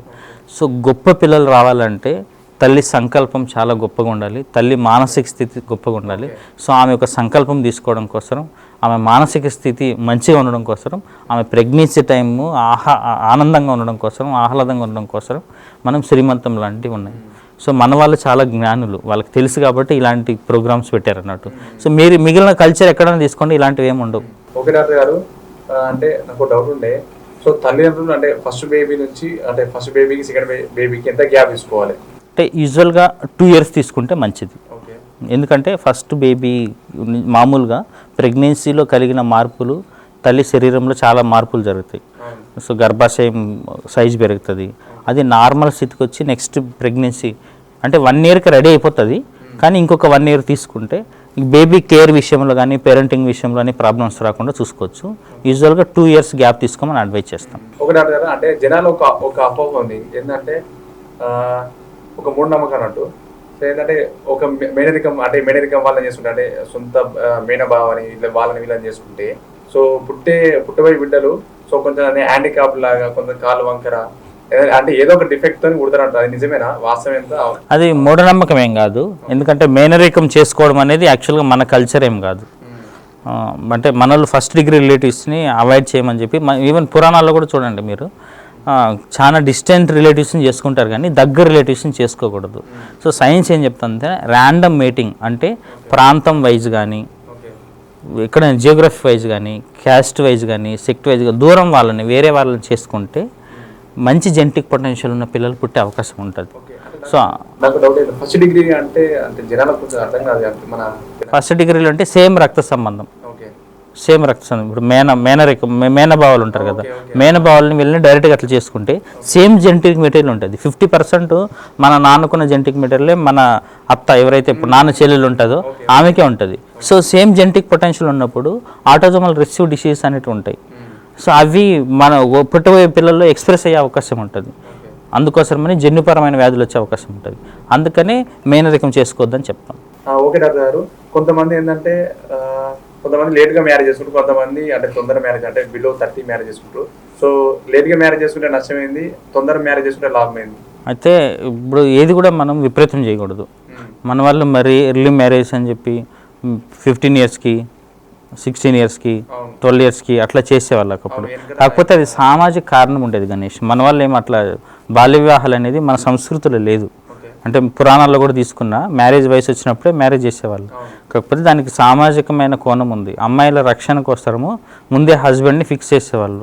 ఎందుకంటే చాలామంది దురాక్రమణదారులు ఈ దేశాన్ని ఆక్రమించుకొని స్త్రీల మీద దాడులు చేస్తుంటే ఆ ప్రొటెక్షన్ కోసం బాల్య వివాహాలు వచ్చినాయి.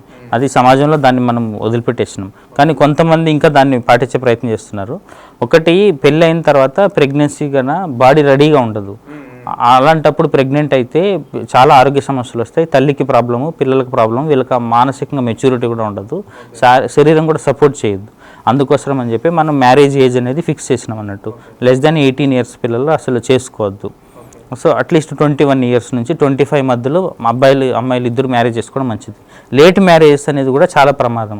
లైఫ్లో సెటిల్ అయిన తర్వాత కెరీర్లో బాగా డబ్బులు సంపాదించిన తర్వాత నేను మ్యారేజ్ చేసుకుంటానని చాలామంది అనుకుంటారు. అది కూడా చాలా ప్రమాదము, తప్పు.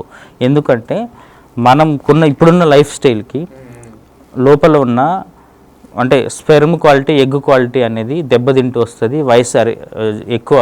వయసు గడిచే కొద్దీ మనం చాలా కెమికల్స్కి ఎక్స్పోజ్ అవుతాం, చాలా రేడియేషన్కి ఎక్స్పోజ్ అవుతాం, చాలా హానికరమైన పదార్థాలకి మన బాడీ ఎక్స్పోజ్ అవుతుంది. సో దాని ద్వారా ఓవరీ, టెస్టిస్ డ్యామేజ్ అవుతాయి. దానివలన వయసు అయ్యే కొద్దీ దానివలన ఎగ్ క్వాలిటీ, స్పెర్మ్ క్వాలిటీ దెబ్బతింటుంది. పుట్టబోయే పిల్లలు జన్యుపరంగా వ్యాధులు వచ్చే అవకాశం ఉంటుంది. వాళ్ళ జీవితం మీద ఈ ప్రభావం పడుతుంది. సో అందుకని ఐడియల్గా 21 to 25 మధ్యలో పెళ్లి చేసుకొని 30 years లోపల ఫ్యామిలీ కంప్లీట్ చేసుకోవాలి. 2 పిల్లల, 3 పిల్లల, 4 పిల్లల, 5 పిల్లల వీళ్ళ ప్లానింగ్ ప్రకారం 21 to 30 మధ్యలోనే పిల్లలు అయిపోవాలి. 35 years తర్వాత కలిగే పిల్లలకి జన్యుపరమైన సమస్యలు వచ్చే అవకాశం ఉంటుంది. సో మనకు కూడా బాగుండదు. పిల్లలు అంటే యూజువల్గా డాక్టర్స్ మాకు చాలా మిస్టేక్ చేస్తుంటాం, డాక్టర్సే చేస్తుంటారు. ఎందుకంటే వీళ్ళు ఎక్కువ సంవత్సరాలు చదవాల్సి వస్తుంది. ఎడ్యుకేషన్ అంతా అయిపోయేసరికి 30-32 అవుతుంది. అప్పుడు పెళ్లి చేసుకొని 35కి పిల్లాడు ఇప్పుడున్న ఆయుష్ ప్రకారం ఏంది, ఇంకా స్ట్రెస్ఫుల్ లైఫ్ వల్ల 100 రోజులు లేవు, 100 సంవత్సరాలు లేవు. మనకి రోజులు అంటున్నాం, 100 సంవత్సరాలు లేవు, అన్నీ 60 ఉంది. ఇంకా 60 కూడా 20కి వచ్చేస్తున్నాయి వ్యాధులన్నీ కూడా. సో అది చాలా ప్రమాదకరం. పిల్లోడు 10th class టైంకి అమ్మ నాన్న చనిపోయే పరిస్థితి ఉంటే ఎట్లుంటుంది? సో అందుకని ఇప్పుడున్న జనరేషన్ గుర్తుపెట్టుకోండి, లైఫ్లో సెటిల్ అయిన తర్వాత పెళ్లి చేసుకుంటాం, అది అపోహ, అది మూఢనమ్మకం. దానివల్ల మన జీవితం చాలా దెబ్బతింటుంది. అలాంటిది పెట్టుకోకండి. అన్నీ సైమిల్టేనియస్గా జరగాల. చదువుకుంటూ కూడా పెళ్ళిళ్ళు చేసుకున్న వాళ్ళు ఉన్నారు, హ్యాపీగా ఉన్న వాళ్ళు ఉన్నారు. సో పెళ్ళి పర్పస్ అనేది మనకు ఒక తోడు కోసం అని కాదు, మనది ఫ్యామిలీ సిస్టమ్. ఎక్కువ మంది ఉండాలి, మనకు సపోర్ట్ ఉంటుంది, దానివల్ల మనిషి హ్యాపీగా ఉంటాడు, ఎదుగుదల ఉంటుంది. సో మెయిన్గా పెళ్లి పర్పస్ పిల్లలు కూడా. సో పిల్లలు అనేది ఆలోచన లేకుండా పెళ్ళి నేను నా గురించి ఆలోచించుకొని నేను సెట్ అయినాక చేసుకుంటా అనుకుంటే తర్వాత చాలా ఇబ్బంది పడతాం, తర్వాత చాలా బాధపడతాం. అందుకనే 21 to 30 years లోపలనే పెళ్ళి పిల్లలు అయిపోగొట్టుకోవాలి. ఇది నేను ఇచ్చే సలహాని కాదు, సైంటిఫిక్ సలహా. ఇది సైన్స్ చెప్పేది ఏంటంటే 21 సంవత్సరాల నుంచి 30 లోపలనే పెళ్ళి పిల్లలు కంప్లీట్ అయిపోవాలి. సో 35 తర్వాత పిల్లల్ని కనడం మంచిది కాదు. ఓకే డాక్టర్ గారు, అంటే కొంతమంది అపోహ ఉంది, అంటే అపోహన అది వాస్తవం అవాస్తవం నాకు తెలియదు, కానీ ఏంటంటే కొందరు తల్లికి జ్వరం వస్తే బిడ్డ కూడా జ్వరం వస్తా అంటారు. సో అది వాస్తవం అవాస్తవం? అది ఎవరికైనా వైరల్ ఫీవర్స్ కాంటాక్ట్ ద్వారా స్ప్రెడ్ అవుతుంది, వచ్చే అవకాశం ఉంటుంది. కానీ ఇక్కడ ప్రమాదం ఏంటంటే తల్లికి జ్వరం వచ్చింది కాబట్టి బిడ్డని దూరంగా ఉంచి బిడ్డకి పాలు ఇవ్వకుండా చేస్తారు. అది చాలా పెద్ద ప్రమాదం. మీకు ఒక వాస్తవం చెప్పనా, డెవలపింగ్ నేషన్స్లో, ఆఫ్రికన్ కంట్రీస్లో, ఈవెన్ మన దేశంలో కూడా తల్లికి హెచ్ఐవి ఉంటే కూడా, హెచ్ఐవి ఎయిడ్స్ వ్యాధి ఉంటే కూడా డబ్బా పాలు ఇవ్వడము, మధ్యలో వేరే వేరే పాలు మిక్స్డ్ ఫీడింగ్ ఇవ్వడం కంటే తల్లిపాలు బెటర్ అని తల్లిపాలు ఇవ్వమని చెప్తాం కొన్ని సందర్భాల్లో. అంటే హెచ్ఐవి మదర్స్ ఇవ్వమని చెప్తలేను నేను, అంటే చెప్తున్నా. హెచ్ఐవి ఉంటే కూడా కొన్ని సందర్భాల్లో తల్లిపాలు పట్టిస్తాం మనం. సో తల్లిపాలు అమృతంతో సమానం. తల్లికి చిన్న చిన్న కారణాల వల్ల తల్లికి జ్వరం వచ్చింది కదా అని బేబీకి ఫీడింగ్ ఇవ్వకుండా ఉండడము, దూరం పెట్టడము మంచిది కాదు. ఇంకొకటి మన సంస్కృతిలో లేదు, కానీ మనం కొత్తగా అలవాటు చేసుకున్నది ఏంటంటే తల్లిని నిందించడం. ప్రతి ఒక్కరు కూడా సింపుల్గా గణేష్ మీరు చూసింటారు, డెలివరీ అయింది, బేబీని చూసి అందరూ సంబరపడిపోతారు, ఫోటోలు తీసుకుంటారు, స్టేటస్లు పెడతారు, నెక్స్ట్ అంతా ఉంటారు. ఇమ్మీడియట్గా 1 minute ముందే ఆ తల్లి పరిస్థితి ఏంది అనే దాని గురించి ఎవరు ఫోకస్ చేయరు. ఓకే డాక్టర్ గారు, అంటే పిల్లలకు పుట్టిన వెంటనే టీకాలు ఎప్పుడు వేయాలి? సో ఎప్పటివరకు వేయాలి టీకాలు? అంటే యూజువల్గా నేషనల్ ఇమ్యునైజేషన్ షెడ్యూల్ ఉంటుంది మనకి మన దేశంలో. పుట్టిన 24 hours లోపల వేసుకోమని చెప్తాం. వెల్ బేబీకి polio, OPV, BCG, hepatitis B, ఈ 3 వేస్తాము. తర్వాత 6 weeks, 10 weeks, 14 weeks, తర్వాత 9 monthsకి, తర్వాత 15 to 18 monthsకి, తర్వాత 5 yearsకి. ఇది నేషనల్ ఇమ్యునైజేషన్ షెడ్యూల్ ప్రకారం. కొన్ని ఆప్షనల్ వ్యాక్సిన్స్ ఉంటాయి, hepatitis A, typhoid, Japanese encephalitis, ఇట్లాంటి కొన్ని ఆప్షనల్ వ్యాక్సిన్స్ ఉంటాయి. అవి ఏజ్ వైజ్ అడ్వైజ్ చేస్తాం అన్నట్టు. సో పుట్టినప్పటి నుంచి 5 సంవత్సరాల వరకు షెడ్యూల్ ప్రకారం టీకాలు ఖచ్చితంగా తీసుకోవాలి.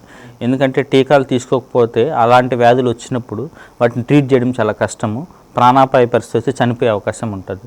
సో ఖచ్చితంగా నేషనల్ ఇమ్యునైజేషన్ షెడ్యూల్లో ఉన్న వ్యాక్సిన్స్ అయితే తప్పకుండా అందరూ తీసుకోవాలి. ఒక అపోహ ఉండే, అంటే జనాల్లో ఒక అపోహ ఉండే, అంటే కొంతమంది కవల పిల్లలు పుడతారు కానీ ట్విన్స్ బేబీస్ పుడతారు కదా. సో ఏంటంటే ఒక బేబీకి ఫీవర్ వస్తే ఇంకో బేబీకి ఫీవర్ వస్తే అని ఒక జనాల్లో ఒక అపోహ, ఒక మూఢనమ్మకం. అది ఎంతవరకు వాస్తవం, ఎంతవరకు అవాస్తవం? అంటే మూఢనమ్మకం అంటే బేబీ బేసికల్గా వీళ్ళు ఫుడ్ ప్రతిదీ షేర్ చేసుకుంటారు కదా ట్విన్స్ ఉన్నప్పుడు. సో చాలాసార్లు గుర్తుపట్టడం కూడా కష్టం అవుతుంది. వీళ్ళ డ్రెస్సులు సేమ్ వేస్తుంటారు, వాళ్ళకి ఫుడ్ తయారీ సేమ్ ఉంటుంది, సేమ్ మదర్ ఫీడింగ్ ఇస్తుంటుంది. కాబట్టి ఒకరి నుంచి ఒకరికి క్లోజ్ కాంటాక్ట్ ఉంటారు కాబట్టి వ్యాధులు ఒకరికి జ్వరం వస్తే ఇంకొకరు జ్వరం వచ్చే అవకాశం ఎక్కువ. దగ్గరగా ఉంటారు కాబట్టి స్ప్రెడ్ అవుతుంది. అంతేగాని ఇద్దరిలో ఒకటేసారి స్టార్ట్ అవ్వడం అట్లా ఏమి ఉండదు. ఒకటి ఏంటంటే ఇంకొక ఏంటంటే జనాల్లో ఒక అపోహ ఉంది, ఏంటంటే పుట్టిన వెంటనే బేబీస్కి అంటే కుళ్ళలు అంటే క్యాప్స్ పెడతారు. కొంతమంది ఏంటంటే అంటే ఉయ్యాల కడతారు, అంటే చీరతోని ఉయ్యాల కట్టి. సో బిడ్డని ఏంటంటే ఆ బిడ్డని ఉయ్యాల పెట్టి ఊపుతారు అన్నమాట. కొంతమంది బేబీస్, నేను ఒక రేర్ కేసెస్, నేను ఒక కేసు ఏంటంటే ఒక బేబీ చనిపోయిన సిచ్యువేషన్ ఉంది. సో అట్లా చేయరా? అట్లా అంటే టెంపరేచర్ మెయింటెనెన్స్ కోసం అని చెప్పి మన వాళ్ళు మిటన్స్ వేయడము, క్యాప్ పెట్టడము, సాక్స్ వేయడము అట్లాంటివి చేయమని చెప్తాం. బాగా చలికాలం ఉంది, బేబీ తక్కువ బరువు ఉన్న వాళ్ళు టెంపరేచర్ మెయింటైన్ చేయడం కోసం. కాకపోతే బెస్ట్ థింగ్ ఏంటంటే టెంపరేచర్ మెయింటైన్ చేయడానికి స్కిన్ టు స్కిన్ కాంటాక్ట్, కంగారు మదర్ కేర్ అంటాం. కంగారు బేబీని ఏ రకంగా అయితే దగ్గరగా ఉంచుకుంటుందో అట్లా ప్రతి ఒక్కరు కూడా బేబీని దగ్గరగా ఉంచుకోవాలి. కంగారు మదర్ కేర్ అంటే యాక్చువల్గా మన వాళ్ళకున్న అపోహ ఏంటంటే తల్లినే చేయాలి, తల్లి బేబీని ఛాతీ మీద పెట్టుకోవాలి. అవసరం లేదు. చర్మ వ్యాధులు లేని వాళ్ళు ఎవరైనా కానీ ఇంట్లో బేబీని వాళ్ళ ఛాతీ మీద పడుకోబెట్టుకోవచ్చు. తండ్రి పడుకోబెట్టుకోవచ్చు, తాత పడుకోబెట్టుకోవచ్చు, నాన్నమ్మ, అమ్మమ్మ, బాబాయ్, పిన్నిలు, ప్రతి ఒక్కరు కొంచెం బేబీని హ్యాండిల్ చేయగలిగిన వాళ్ళు. అట్లా స్కిన్ టు స్కిన్ కాంటాక్ట్ వల్ల టెంపరేచర్ బాగా మెయింటైన్ అవుతుంది, బేబీకి ఎమోషనల్ బాండింగ్ ఉంటుంది, గ్రోత్ అనేది మంచిగా అవుతుంది. ఇవి టెంపరేచర్ మెయింటెనెన్స్కి సాక్స్లు వేయడం కంటే కూడా స్కిన్ టు స్కిన్ కాంటాక్ట్ అనేది చాలా ఇంపార్టెంట్. సెకండ్ థింగ్ మీరు అడిగింది అంటే బేబీ అంటే ఉయ్యాలు వేసే దాని గురించి కదా, బేబీని ఉయ్యాలు వేసే దాని గురించి. ఒకటి, తల్లి గర్భంలో ఉన్నప్పుడు కొంత తల్లి మూవ్ అవుతుంటుంది కదా, తల్లికి తెలిసింది రెండే విషయాలు: mother smell, mother heart beat. So యూజువల్గా అమ్మ పాత శారీలో ఆ వాసన అనేది కొంత ఉంటుంది కాబట్టి, సో మదర్కి దగ్గరగా ఉన్నట్టు బేబీ ఫీల్ అవుతుంది కాబట్టి అమ్మమ్మ, నాన్నమ్మ, అమ్మ శారీస్లు కట్టి ఆ మూమెంట్ వల్ల బేబీలు నిద్రపోతారు కాబట్టి ఉయ్యాల్లో వేసేవాళ్ళు. కానీ అండర్ సూపర్విజన్ జరగలేదన్న. ఇప్పుడు ఉయ్యాల్లో బేబీ పాలు వామిటింగ్ చేసి సరంబడి యాసిడ్ చేసుకుని ఊపిరితిత్తులు శ్వాస ఆడకుండా ఉంటే కూడా మనం పట్టించుకునే పరిస్థితి, అలాంటి సందర్భంలో చనిపోతారు. కానీ అదర్వైజ్ చీరతో కట్టిన ఉయ్యాలలో అంటే ఉయ్యాల్లో వేయడం అనేది హెల్తీ ప్రాక్టీసే. కాకపోతే సూపర్విజన్ ఉండాలి, మదర్ హ్యాండిల్ చేసే పరిస్థితి ఉండాలి, మనకు అందుబాటులో ఉండాలి.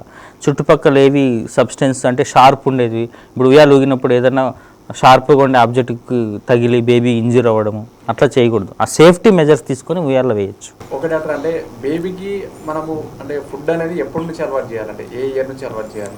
పుట్టినప్పటి నుంచి 6 నెలల వరకు, పుట్టినప్పటి నుంచి 6 నెలల వరకు exclusive breast feeding. Exclusive breast ఫీడింగ్లో 2 విషయాలు వస్తాయి. బేబీ పుట్టిన వెంటనే కొలెస్ట్రాల్, తల్లిపాలు, మురుపాలు, అది ఫస్ట్ వ్యాక్సిన్. అందులో ఉండే ఇమ్యూన్ బూస్టర్స్ ఇంకా దేనిలోనే ఉండవు, ప్రపంచంలో ఎక్కడ ఉండవు. మీరు ఏం చేసినా కొలెస్ట్రాల్ అది అంటే ఎక్స్క్లూజివ్ బ్రెస్ట్ ఫీడింగ్, తల్లిపాలు ప్లస్ కంగారు మదర్ కేర్ చేయాలన్నట్టు ఎంత వీలైతే అంత. ఫస్ట్ 6 months వరకు తల్లిపాలు మాత్రమే. ఈవెన్ వాటర్ కూడా ఇవ్వాల్సిన అవసరం లేదు, తల్లిపాలలో 80% వాటరే ఉంటుంది కాబట్టి వాటర్ కూడా ఇవ్వాల్సిన పని లేదు. 6 నెలల నుంచి కాంప్లిమెంటరీ ఫీడింగ్ స్టార్ట్ చేయాలి. కాంప్లిమెంటరీ ఫీడింగ్ అంటే అదనపు ఆహారం, అంటే తల్లిపాలని మనం కంటిన్యూ చేస్తూ. ఎప్పటివరకు కంటిన్యూ చేయాలి? 2 సంవత్సరాల వరకు తల్లిపాలు కంటిన్యూ చేస్తే బిడ్డకి మంచిది, తల్లికి మంచిది. మరి బాగా ఓపికన్న వాళ్ళు 5 సంవత్సరాల వరకు చేయమంటాం, అంత అవసరం లేదు. 2 సంవత్సరాల వరకు చేస్తే సరిపోతుంది. 5 సంవత్సరాల తర్వాత చేయొద్దు, ప్రయోజనం ఉండదు. తల్లికి నష్టం, బిడ్డకి కూడా నష్టమే 5 ఏళ్ళ తర్వాత కూడా పాలిస్తే. సో పుట్టినప్పటి నుంచి 2 సంవత్సరాల వరకు తల్లిపాలు ఇవ్వాలి. తల్లిపాలు మాత్రమే ఫస్ట్ 6 నెలలు ఇవ్వాలి. 6 నెలలకి అదనపు ఆహారం స్టార్ట్ చేయాలి. 6 నెలలప్పుడు ఇనిషియల్గా నాన్ వెజిటేరియన్ ఐటమ్స్ కాకుండా ఉగ్గు స్టార్ట్ చేయమని చెప్తాం. ఇనిషియల్గా వాటర్ లాగా ఉండాలి, నీళ్ళలాగా ఉండి 2 స్పూన్లు 2 సార్లు స్టార్ట్ చేసి మెల్లమెల్లగా 3 స్పూన్లు 3 సార్లు, తర్వాత 5 స్పూన్లు 5 సార్లు అట్లా వెళ్ళాలి. 6 నెలలప్పుడు వాటర్ లాగా ఉండాలి, 7-8 నెలలప్పుడు గంజిలాగా ఉండాలి, 9 నెలలప్పుడు పేస్ట్ లాగా ఉండాలి. 1 year అప్పుడు మనం ఏం తింటామో హోమ్ కిచెన్, మనం ఏం తింటామో రైస్ అలా తినగలిగి ఉండాలి. పిల్లలకి స్వాలో చేయడం, మింగడం 6 నెలలు 7 నెలలు 8 నెలలు అప్పటి నుంచి 9 నెలలు అప్పుడు సెమీ సాలిడ్ ఫుడ్ పేస్ట్ లాగా ఇస్తూ నమలడం నేర్పించాలి. నమలడం అనేది చాలా ఇంపార్టెంట్. డైజెషన్ అనేది నోటి నుంచి స్టార్ట్ అవుతుంది. అలా డైరెక్ట్గా మింగేయడం, కొంతమందికి 2 ఏళ్ళైనా 3 ఏళ్ళైనా వాడు నోట్లో పెట్టుకొని మింగేస్తుంటాడు నమలకుండా. అది చాలా మంచి విషయం కాదు, చాలా ప్రమాదకరం కూడా. ఒకసారి సరం పడుతుంది, చాలా ఇబ్బంది అవుతుంది, డైజెషన్ సరిగ్గా కాదు, వాళ్ళ గ్రోత్ ఎఫెక్ట్ అవుతుంది. సో నమలడం అనేది చాలా ఇంపార్టెంట్. అది 9 నెలలప్పటి నుంచే పిల్లలకు అలవాటు చేయాలి. నట్స్ అంటే పల్లీలు, అట్లాంటివి డ్రై ఫ్రూట్స్ అలాంటివి డైరెక్ట్గా తినడం అనేది పిల్లలకి 3 సంవత్సరాల వరకు తర్వాతనే అలవాటు చేయాలి. ఎందుకంటే అవి పొరపాటున యాస్పిరేట్ అయిన ఊపిరితిత్తుల్లోకి వెళ్ళిపోతుంది. సో మరి ఎప్పుడు ఇవ్వాలి అట్లా అంటే 6 months నుంచి ఇవ్వచ్చు పల్లీలు, అట్లాంటివి పౌడర్ లాగా చేసి దానిలో మిక్స్ చేసి. కానీ డైరెక్ట్గా పల్లీలు లాంటివి కానీ నట్స్ 3 years తర్వాత ఇవ్వాలన్నట్టు. సో ఇది బేసిక్. ఇవి చాలామంది తెలియదు పేరెంట్స్కి, ఏది ఎప్పుడు ఇవ్వలేదు. వాడు 15 నెలలు అయింటాడు, 6 kgs ఉంటాడు, రక్తం 7 points ఉంటుంది, నడుస్తలేరు అంటారు, మాట్లాడతలేరు అంటారు. అసలు నడవాలి, మంచి స్టాండింగ్ ఉండాలి అంటే కనీసం 10 kgs ఉండాలి. 1 yearకి వస్తారు 10 kgs నార్మల్ బేబీ అయితే. సో వీడేమో బరువు తక్కువ ఉంటాడు, వీళ్ళు పాలిస్తూనే ఉంటారు, ఏమి ఇప్పించరు, అప్పుడే పెట్టచ్చు అంటారు. ఇంకొకటి, నేను బ్రాండ్ నేమ్ వాడడం నాకు ఇష్టం లేదు, కానీ ప్రతి ఒక్కరు బయట కొనుక్కొని పెట్టడం అనేది మంచి విషయము, అట్లనే అలవాటు చేయాలా, ఇంట్లో తయారు చేయొద్దు అనే ఫీలింగ్కి వచ్చేసినారు. ఇది హిప్నటిజం. రోజు మార్కెట్లో టీవీలో ఆ పేరు విని విని విని సో బేబీకి ఇంకా అదే పెట్టాలి. 6 నెలలు అయింది అనుకోండి, అది పెట్టాల్సిందే. అది పెడితేనే కరెక్ట్, లేకపోతే లేదు, తప్పు. ఒక్కటే మాట చెప్తున్నా, అంగట్లో కొనుక్కొని పిల్లలకి ఏమిచ్చినా అనారోగ్యమే. అమ్మ తయారు చేస్తే ఆరోగ్యం, అంగట్లో కొనుక్కుంటే అనారోగ్యం. నేను తల్లులందరికీ చెప్తాను, మా హాస్పిటల్ పేరు అమృత హాస్పిటల్. అమృత హాస్పిటల్కి రావాలంటే అంగట్లో కొనుక్కోండి, ఆరోగ్యంగా ఉండాలంటే అమ్మ తయారు చేసి పెడితే మంచిది. ఉగ్గు తయారీ విధానం చాలా సింపుల్ అండి, కాంప్లికేటెడ్ కాదు. మనకు తెలిసిన పప్పులు, బియ్యము ఇవి కొంచెం నానబెట్టి ఆరబెట్టిన తర్వాత వేయించుకొని ఒక పౌడర్ లాగా చేసుకొని ఒక డబ్బాలో పెట్టుకొని ఒక 2 స్పూన్లు తీసుకొని వేడి నీళ్ళలో మరిగించి చల్లారిన తర్వాత బేబీకి ఇవ్వాలి. 1 ఇయర్ వరకు వెజిటేరియన్ అన్ని ఐటమ్స్ ప్రతిదీ అలవాటు చేసుకుంటూ పోవాలి. 9 మంత్స్ తర్వాత ఎగ్ కూడా స్టార్ట్ చేయొచ్చు. సో కన్సిస్టెన్సీ నేను చెప్పిన ప్రకారం ఇవ్వాలి. సింపుల్ రూల్ చెప్తా, నాన్ వెజ్ ఐటమ్స్ 1 ఇయర్ తర్వాత పిల్లలకి ఇష్టమైతే ఇవ్వండి. వెజిటేరియన్ ఐటమ్స్ అన్నిటిని కూడా ప్రతిదీ జ్యూసులు, ఆకుకూరలు, కాయగూరలు, పండ్లు ప్రతిదీ కూడా 6 నెలల నుంచి అలవాటు చేయండి. Consistency important. కన్సిస్టెన్సీ అంటే చెప్పాను కదా, 6 నెలలప్పుడు వాటర్ లాగా ఉండాలి, 7-8 నెలలప్పుడు గంజిలాగా ఉండాలి, 9 నెలలప్పుడు పేస్ట్ లాగా ఉండాలి, 1 ఇయర్ అప్పుడు అట్లనే ఇవ్వచ్చు మనం డైరెక్ట్గా. సో ఇది సింపుల్. ఇది చేయకుండా ప్రతిదీ అంగట్లో already readymade storage food, processed food, అవి స్టోర్ ఉండడానికి కెమికల్స్ యాడ్ చేయరా? సో మంచిది కాదు ఇవన్నీ కూడా. సో అట్లా చేయకూడదు. కొంతమంది ఏంటంటే బేబీ అన్నం అంటే ఫుడ్ తినకపోయినా కానీ కొందరు బలవంతంగా తినిపిస్తారు. సో చందమామ చూపించుకుంటా, చందమామ రావే జాగ్రత్త కూడా చూపించుకుంటా, కొంతమంది బలవంతంగా తినిపిస్తారు. సో అట్లా తినిపించచ్చా బేబీకి? లేదంటే ఇక్కడ 2 విషయాలు మీరు చెప్పింది. నిజంగానే చందమామని చూపించి తినిపిస్తే మంచి విషయం, కానీ చందమామని మర్చిపోయారు గణేష్, అందరూ ఫోన్ చూపిస్తున్నారు. ఇది చాలా డేంజరు. ఈ ఫోన్ చూపించి తినిపించడం వల్లనే 2 నష్టాలు జరుగుతున్నాయి. ఒకటి స్క్రీన్ అడిక్షన్ అవుతుంది. స్క్రీన్ అడిక్షన్ గురించి చెప్తాను. ఇంకొకటి వీళ్ళు ఏం తిట్టుకుంటున్నారో కూడా పిల్లలు చూస్తలేరు. దానివల్ల అయితే అండర్ వెయిట్ అవుతున్నారు, లేకపోతే ఒబెసిటీ అవుతున్నారు. బలవంతంగా పిల్లలకి పెట్టకూడదు. బలవంతంగా పెడితే అవర్షన్ వస్తుంది. ఇది సైకాలజీ ప్రకారం విరక్తి వస్తుంది ఫుడ్ మీద. అట్లా కాదు, అసలు ఫుడ్ తినడం అనేది ఆస్వాదిస్తూ తినాలి. పిల్లలు ఏం తీసుకుంటున్నామో తెలియాలి. అందుకనే చెప్తాం, పిల్లలకి పెట్టే ఫుడ్ వెరైటీ ఉండాలి, మంచి రంగు ఉండాలి, మంచి రుచి ఉండాలి, మంచి వాసన ఉండాలి, మంచి కన్సిస్టెన్సీ ఉండాలి. బేసిక్ గైడ్లైన్స్ ప్రకారం రూల్ ఏంటి తెలుసా? ఒక ప్లేట్ ఉందనుకోండి, అందులో half of the plate vegetables, fruits. Vegetables, ఫ్రూట్స్లో ఫస్ట్ గ్రీన్ లీఫ్ వెజిటబుల్స్, ఆకుకూరలు, కాయగూరలు, పండ్లు. రిమైనింగ్ హాఫ్ రైసు, చపాతి, ఇంట్లో చేసుకున్న స్వీట్స్ అలాంటివి. గుడ్డిగా చెప్పాలంటే రెయిన్బో అని చెప్తాం. రెయిన్బో అంటే కలర్ ఉంటుంది కదా. సో రకరకాల కలర్లు ఫుడ్, రకరకాల వెరైటీస్ అంటే అన్ని రకాల పోషకాహాలు వచ్చేస్తాయి. ఫైబర్ ఉంటుంది, ప్రోటీన్ ఉంటుంది, ఫ్యాట్ ఉంటుంది, కార్బోహైడ్రేట్ ఉంటుంది, వైటమిన్స్ ఉంటాయి, మినరల్స్ ఉంటాయి, అన్నీ ఉంటాయి. అట్లా రెయిన్బో లాగా తినాలని చెప్తాం మనం పిల్లలకి. ఇంకా గైడ్లైన్స్ ఏం చెప్తాయంటే అట్లీస్ట్ 5 కప్స్, 5 కప్పులు, 5 డిఫరెంట్ కలర్లు, 5 డిఫరెంట్ వెరైటీలు ఫుడ్స్ ఇమ్మని చెప్తాం పిల్లలకి. పిల్లలకి మీరు ఒక ₹1,00,00,000 వస్తువు కొనియండి, 10 నిమిషాల్లో పగలగొట్టేస్తాడు వాడు, బోర్ కొడుతుంటుంది. సిమిలర్లీ ఫుడ్ కూడా ఈజీగా బోర్ కొడుతుంది. నేను చెప్తాను, మా రాగులు పెట్టండి పిల్లలకి, ఐరన్, కాల్షియము, జింకు ఉంటాయి, అది రిచ్ ఫుడ్, దాన్ని సూపర్ గ్రెయిన్ అంటాం మనం. రాగులు పెట్టండి అంటాం. రాగి జావ, రోజు రాగి జావాని తాపిస్తారు, బోర్ కొట్టదా? మీకు బగారా మటన్ ఇష్టం అనుకోండి, సండే రోజు బగారా మటన్ పెడితే తింటారా? సండే అయితేనే బాగా తింటారా? మనకే బోర్ కొట్టదా? అట్లా చేయకూడదు. అందుకే ఇప్పుడు రాగులు ఇవ్వాలనుకోండి, రాగి సంగటి పెట్టండి, రాగి జావ చేసి పెట్టండి, రాగిని ఇడ్లీలో కలపండి, రాగి దోశ చేయండి. మీకు చేయడం తయారైతే రాగి బిస్కెట్స్ ఇవ్వండి, రాగి జావ ఈరోజు బెల్లం వేయండి. చక్కెర ఎక్కువ వాడకూడదు, కొంచెం చక్కెర వేయండి. కొంచెం పెద్ద పిల్లలు చెప్తున్నా, చిన్నపిల్లలకు కాదు, కొంచెం పెద్దవాళ్ళకి. అట్లా వెరైటీ చేయాలి. కానీ రాగులు ఇమ్మన్నాం కదా, నాకు తెలిసింది జావా నేను రోజు అమ్మ ఎగ్ పెట్టండి, రోజు బాయిల్డ్ ఎగ్ ఇస్తారు. రోజు బాయిల్డ్ ఎగ్ అంటే బోర్ కొట్టదా?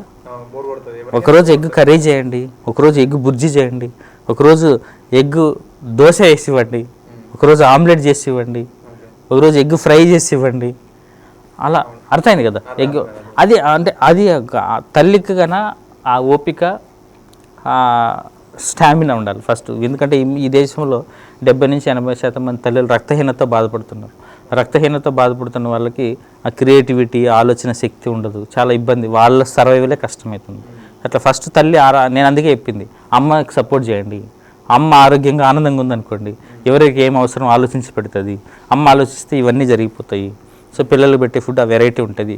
అప్పుడు బలవంతం చేయాల్సిన పనిలే, వాడే అడుగుతాడు, వాడే తింటాడు, అన్నీ బాగుంటాయి. తల్లిదండ్రుల గొడవలు పిల్లల మీద ప్రభావం ఎట్లా చూపుతాయి డాక్టర్? ఒక విషయము మనం గుర్తుపెట్టుకోవాల్సింది ఏంటంటే, పిల్లల బిహేవియర్లో మార్పు కానీ లేదంటే ఏదన్నా విలువలు కానీ పిల్లలు చెప్తే వినరు, చూసి నేర్చుకుంటారు. పిల్లల డెవలప్మెంట్లో లెర్నింగ్ ఫేజ్లో ఇమిటేషన్ అనేది వన్ ఆఫ్ ద స్టెప్. అది రాంగ్ కాదు, అది నేర్చుకోవడానికి. సో పిల్లలు ఇమిటేట్ చేస్తారు. మనం గట్టిగా మాట్లాడుకోవడం, కొట్టుకోవడం, అరుచుకోవడం, బూతులు మాట్లాడడం, ఇవన్నీ చేస్తే పిల్లలు యాజ్ ఇట్ ఈజ్ ఒక డిఫెన్స్ మెకానిజం. నేను అనుకునేది జరగకపోతే, నాకు కోపం వస్తే, నాకు బాధ కలిగితే, నాకు దుఃఖం వస్తే, ఇది మీన్స్ అంటే ఇలా తీర్చుకుంటాం, అంటే మిగిలిన వాళ్ళని కొడతాం, మిగిలిన వాళ్ళని తిడతాం, మిగిలిన వాళ్ళని నిందిస్తాం. సో అనేది చూసి నేర్చుకొని సేమ్ బిహేవియర్ రిప్లికేట్ అవుతుంది. సో పిల్లల ముందర మాత్రం ఆర్గ్యుమెంట్స్ పెట్టుకొని అంటే ఎక్స్ట్రీమ్స్కి వెళ్ళకూడదు. ఏదైనా చర్చించుకోవచ్చు, ఎందుకంటే పిల్లలకు కూడా తెలియాలి ఏం జరుగుతుంది ఏంటి అనేది, మన కష్టమైంది నష్టమైందని. చర్చించుకుంటేది పిల్లల ముందర జరగచ్చు, కానీ గొడవలు మాత్రం పిల్లల ముందర పెట్టుకుంటే ఇమిటేషన్ అనేది ఒక లెర్నింగ్ ప్రాసెస్. ఫాస్ట్గా క్యాచ్ చేస్తారు, సేమ్ రిపీట్ చేస్తారు. బయట స్కూల్లో కొట్టుకుంటారు, ఫ్రెండ్స్తో కొట్టుకుంటారు, సిబ్లింగ్స్ ఇద్దరు, అన్న తమ్ముడు, అక్క చెల్లి, అట్లనే వీళ్ళు కొట్టుకుంటారు. మనతో కూడా సేమ్ బిహేవియర్, అన్న మాట తిరిగి అంటారు, నువ్వు అన్నావు కదా అంటారు. అప్పుడు మనం చాలా ఇబ్బంది పడతాము. సో పిల్లల ముందర అవాయిడ్ చేయడం మంచిది. ఒకటే అంటే పిల్లలు ఏ ఏజ్లో అంటే సర్టెన్ ఏజ్లో జంక్ ఫుడ్ అలవాటు అవుతారు? అసలు ఫుడ్లో మనం ఒక ట్రాఫిక్ సిగ్నల్ రూల్ చెప్తాం Ganesh, green, red, yellow. Green colour foods అంటే millets, vegetables, green leafy vegetables, fruits, nuts, ఇవి గ్రీన్ ఫుడ్స్. ఎల్లో కలర్ అంటే మనం ఇంట్లో చేసుకునే స్వీట్స్, రైస్, గోధుమ, ఇట్లాంటివి మితంగా తీసుకోవాల్సినవి, ఎంతైనా తీసుకోగలిసినవి గ్రీన్ కలర్ ఫుడ్స్. అసలు తీసుకోకూడనివి లేదంటే వన్స్ ఇన్ ఏ వైల్, అకేషనల్గా వీక్లీ వన్స్ ఏదైనా సందర్భాన్ని బట్టి కొంచెం అమౌంట్లో తీసుకొని రెడ్ కలర్ ఫుడ్స్. ఈ రెడ్ కలర్ దానిలో జంక్ ఫుడ్ వస్తుంది, అసలు తీసుకోకూడదు. Any processed food, storage food, packet food అసలు తీసుకోకూడదు, పిల్లలకు అలవాటు చేయకూడదు. దానివల్ల చాలా ఆరోగ్య సమస్యలు వస్తాయి. దానిలో ఏమి పోషక పదార్థాలు ఉండవు. అందుకనే మనం ఎవరికి కూడా కానీ అసలు మీరు చూడండి, ఎనీ ఫుడ్ ప్రోడక్ట్ చాలా స్పష్టంగా కాకపోతే కనిపించకుండా వెనకాల రాసి ఉంటుంది.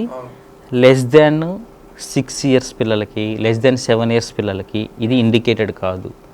చాలా కూల్ డ్రింక్స్లో రాసి ఉంటుంది, it is not indicated less than 7 years అని. అన్ని ప్యాకేజ్ మీరు ఏదైనా తీసుకోండి, లేస్, బింగో, అవన్నీ ఏదైనా తీసుకోండి, అందులో 2 years పిల్లల లోపలికి అస్సలు ఇవ్వకూడదు, 5 years పిల్లల లోపలికి అస్సలు ఇవ్వకూడదు. అండ్ క్యాలరీ వాల్యూస్ ఏదైతే రాశారో ఈ రికమెండేషన్ అంతా కూడా అబౌవ్ 12 years వాళ్ళకి, అబౌవ్ 15 years వాళ్ళకి అని రాసి ఉంటుంది. సో అందుకని అట్లీస్ట్ అసలు జంక్ ఇవ్వకూడదు, 80% ఇవ్వకూడదు, అలవాటు చేయకూడదు. వన్స్ ఇన్ ఏ వైల్ సందర్భానుసారంగా అకేషనల్గా తీసుకోవచ్చు. అది సెకండ్ థింగ్. పిల్లలకి తీసుకోవద్దంటే కుదరదు. వాళ్ళకి అవేర్నెస్ తీసుకురావాలంటే బెస్ట్ టిప్ ఏంటంటే, పేరెంట్స్ అందరికి నేను ఒకటే కోరుకుంటున్నా, ఆ లేబుల్స్ చదవడం నేర్పించండి పిల్లలకి. ఇప్పుడు యావరేజ్గా పిల్లలకి ఒక 2000 to 2500 calories అవసరం. ఫుడ్ని 5 partsగా డివైడ్ చేస్తాం. 3 meals, 2 snacks.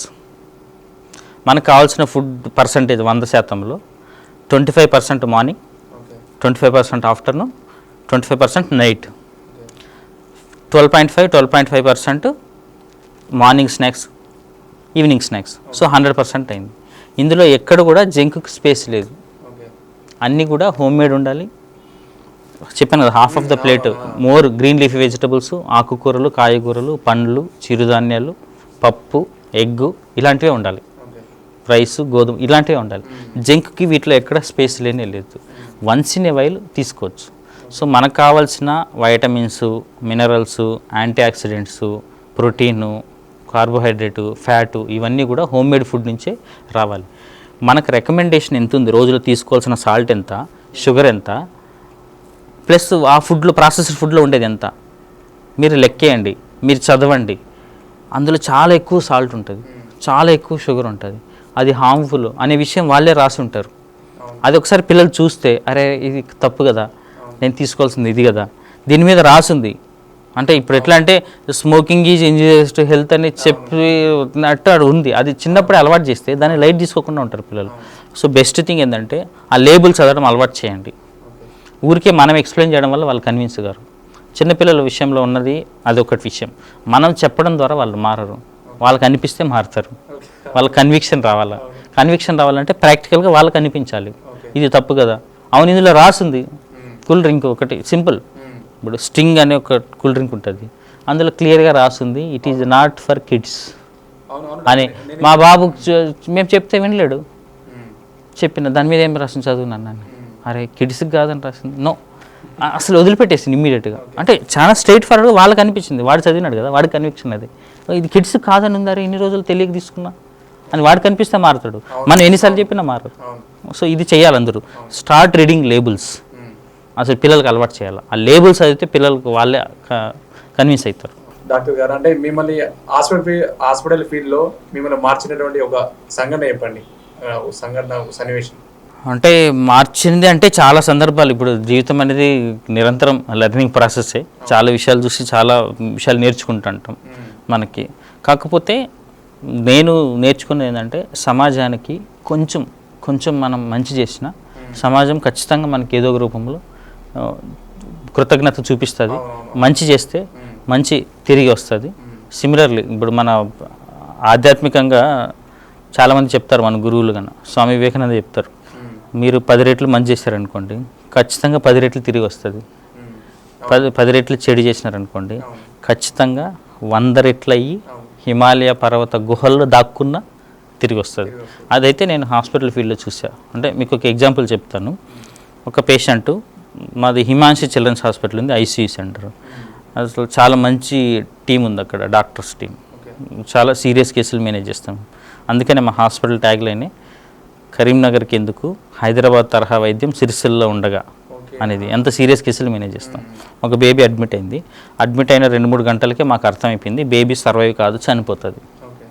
ఎట్టి పరిస్థితుల్లోనే చనిపోతుంది.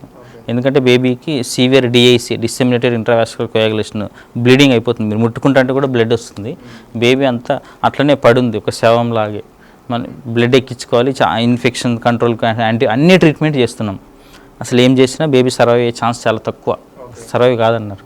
ఒక పేషెంట్ వాళ్ళు వచ్చి, సార్ లేదు సార్ మీ మీద నమ్మకంతో వచ్చినాం, మీరు ఒక్కసారి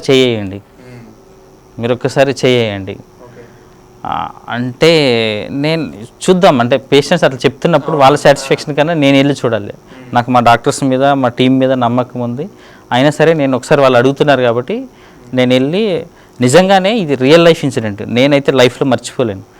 ఒక రకంగా అంటే చాలా మార్పు వచ్చింది నా ఆలోచన విధానంలో. తర్వాత నిజంగానే ఈ చేతికి అంత హీలింగ్ పవర్ ఉందా, అసలు మనుషులు బతుకుతారా నేను ముట్టుకుంటే, అది వాళ్ళ నమ్మకం. నేను ప్రయత్నం చేస్తాను.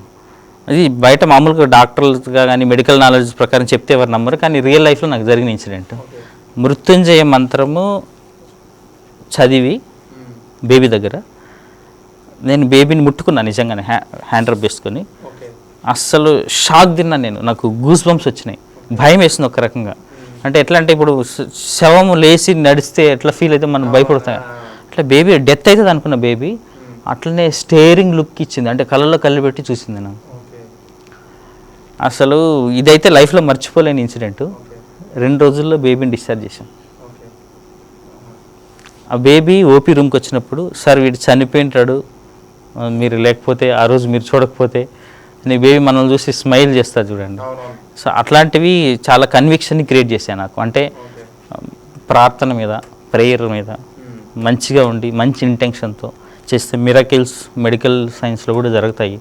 మనం ఒక్క ట్రీట్మెంట్ అనే కాదు.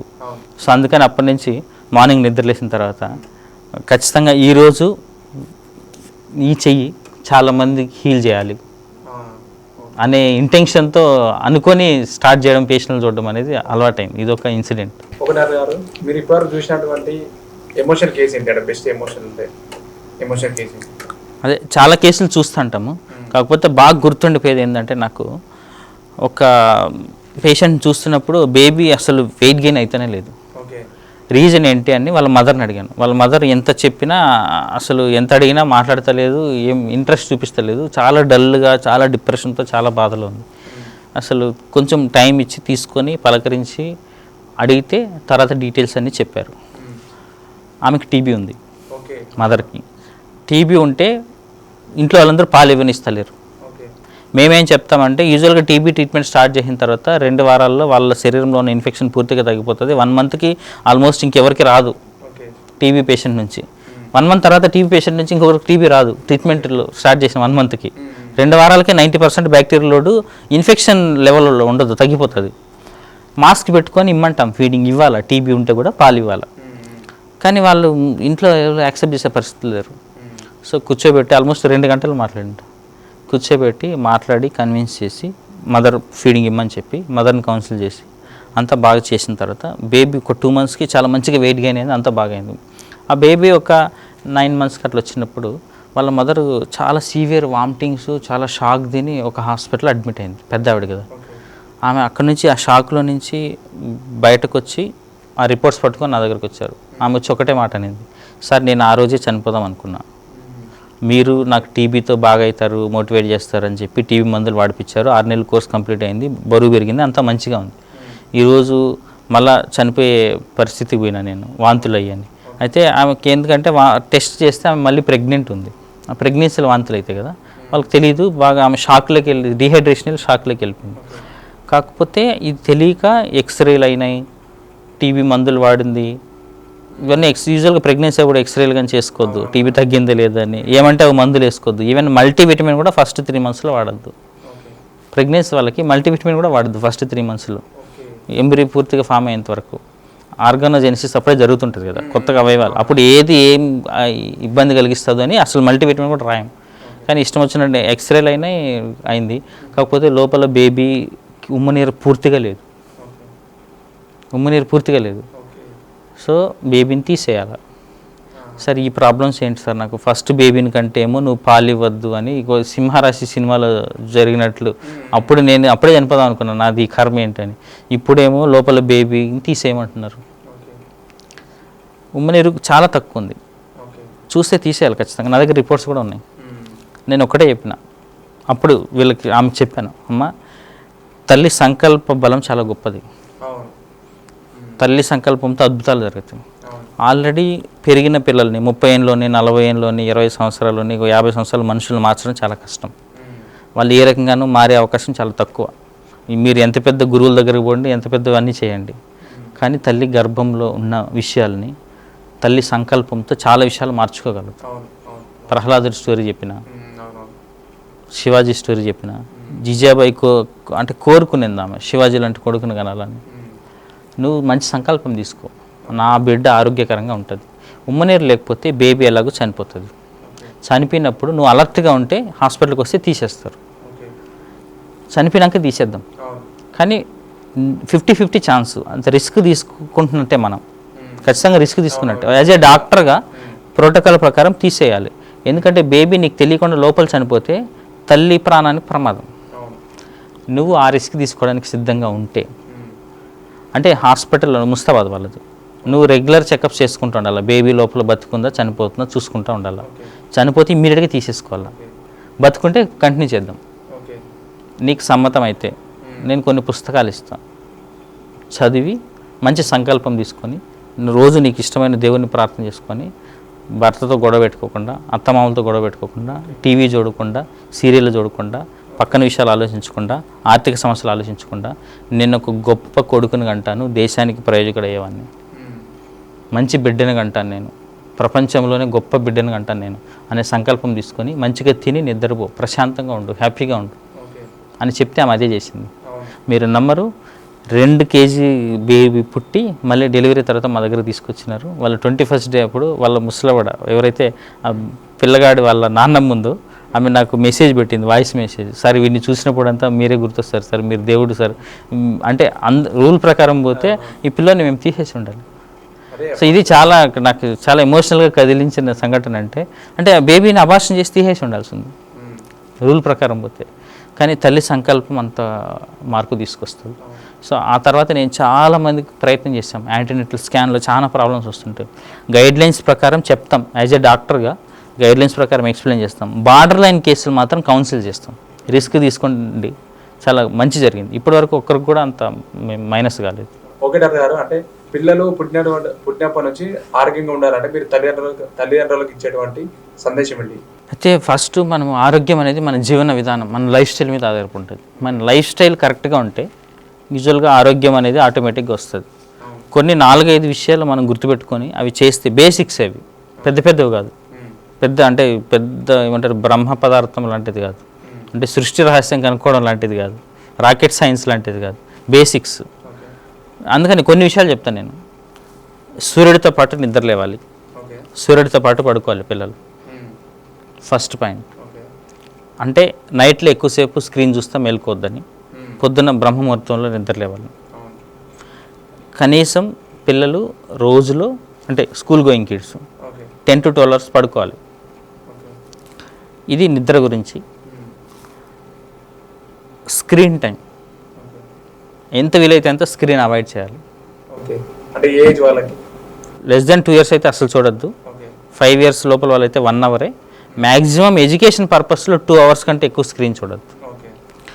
ఫిజికల్ యాక్టివిటీ ఖచ్చితంగా మినిమం 1 hour ఫిజికల్ యాక్టివిటీ ఉండాలి. 1 hour ఫిజికల్ యాక్టివిటీ, ఎక్సర్సైజ్ చేయాలి.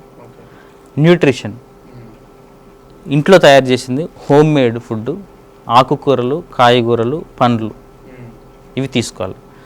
ఎంత వీలైతే అంత జంక్ ఫుడ్ అవాయిడ్ చేయాలి. స్క్రీన్ టైం జాగ్రత్త తీసుకోవాలి, ఫిజికల్ యాక్టివిటీ చేయాలి, ఫుడ్ చూసుకోవాలి, స్లీప్ చూసుకోవాలి, అడిక్వేట్ వాటర్ తీసుకోవాలి. సో ఇవి చేస్తే వీళ్ళు ఫిజికల్గా హెల్తీగా ఉండే ఛాన్స్ ఉంటుంది, మెంటల్గా హెల్తీగా ఉండే ఛాన్స్ ఉంటుంది. ఇవి బేసిక్సే, వీటి మీద జాగ్రత్త తీసుకోవాలి. వీటిలో నియంత్రణ లేకుండా అతిగా చేయడం వల్ల పోషకాహార లోపం వస్తుంది, లేదంటే ఉబకాయం వస్తుంది, లేదంటే అడిక్షన్స్కి అలవాటు అవుతారు ఎక్కువ స్క్రీన్ ఎక్స్పోజర్ వల్ల అట్లా. సో అందుకని ఇవి బేసిక్స్, ఇవి జాగ్రత్త తీసుకోవాలని కోరుకుంటున్నాను నేను. ఒకటి లాస్ట్ అండ్ ఫైనల్ క్వశ్చన్ ఏంటంటే, నాకు ఒక డౌట్ ఉండే అసలు, అంటే అంటే ఒక డౌట్ ఉండే. సో పుట్టిన బేబీస్ని కొంతమంది అంటే మెడలు పట్టద్దు అని మన ఇంట్లో వాళ్ళు అంటే కొంతమంది అమార్తాలు చెప్తారు. సో ఎందుకు అంటే దాని మెయిన్ రీజన్ ఏంటి? అంటే మెడల్ దగ్గర పట్టుకోవద్దు అని చెప్తారు. అట్లా లేదు, అంటే మెడ మాత్రమే పట్టుకోవద్దని, అంటే సపోర్ట్ చేయాలి. బేబీస్ యూజువల్గా నెక్ హోల్డింగ్ కంప్లీట్గా 4 monthsకి వస్తుంది. ఎందుకంటే న్యూరలాజికల్గా డెవలప్మెంట్ టైం పడుతుంది కదా. పుట్టిన వెంటనే మెడలు నిల్చోబెట్టలేరు వాళ్ళు. అందుకని మనం ఓన్లీ మెడ ఇక్కడ వరకు పట్టుకొని లేపడం కానీ అట్లా చేయకూడదు. హెడ్ కూడా సపోర్ట్ చేయాలన్నట్టు. సో బేబీ అందుకని అసలు యాక్చువల్గా తొందరగా నెక్ డెవలప్మెంట్ కోసము, మెడల్ స్ట్రెంత్ అవడం కోసము, స్పైన్ డెవలప్మెంట్ కోసం మనం ఒక టిప్ చెప్తాం పేరెంట్స్కి, టమ్మీ టైం. టమ్మీ అంటే బోర్లా వేయడం. సో పిల్లలు మేల్కొని ఉన్నప్పుడు, ఆడుకునేటప్పుడు, పాలు ఇవ్వడానికంటే ముందు కొంచెం ఎంత వీలైతే అంత టమ్మీ టైం చేయమని చెప్తాం. అంటే బోర్లా వేసినప్పుడు మెల్లమెల్లగా మెడల్స్ లేపడం నేర్చుకుంటారు. సో స్ట్రెంతన్ అవుతుంది. ఇలాంటి పిల్లలు తొందరగా కూర్చోవడము, తొందరగా నడవడము అలాంటివి చేస్తారు. కొద్దిగా నెక్ సపోర్ట్ చేయడం కోసమని నెక్ దగ్గర మాత్రం పట్టుకోవద్దు, తల కూడా సపోర్ట్ చేయాలి, వెల్ సపోర్టెడ్ ఉండాలి. అందుకని అలా చెప్తారు. చాలా మంది అంటే డాక్టర్ అంటే పీడియాట్రిషియన్ అంటే పిల్లల డాక్టర్ కొంతమంది చాలా మంది ప్రొఫెషన్గా వస్తారు. కానీ మీరు ఏంటంటే మీరు ఒక బాధ్యత, ఒక రెస్పాన్సిబిలిటీ ఎలా వస్తున్నారు. So thank you very much doctor గారు, మాకు విలువైన సమయం మాకు ఇచ్చినందుకు thanks a lot. Thank you Ganesh.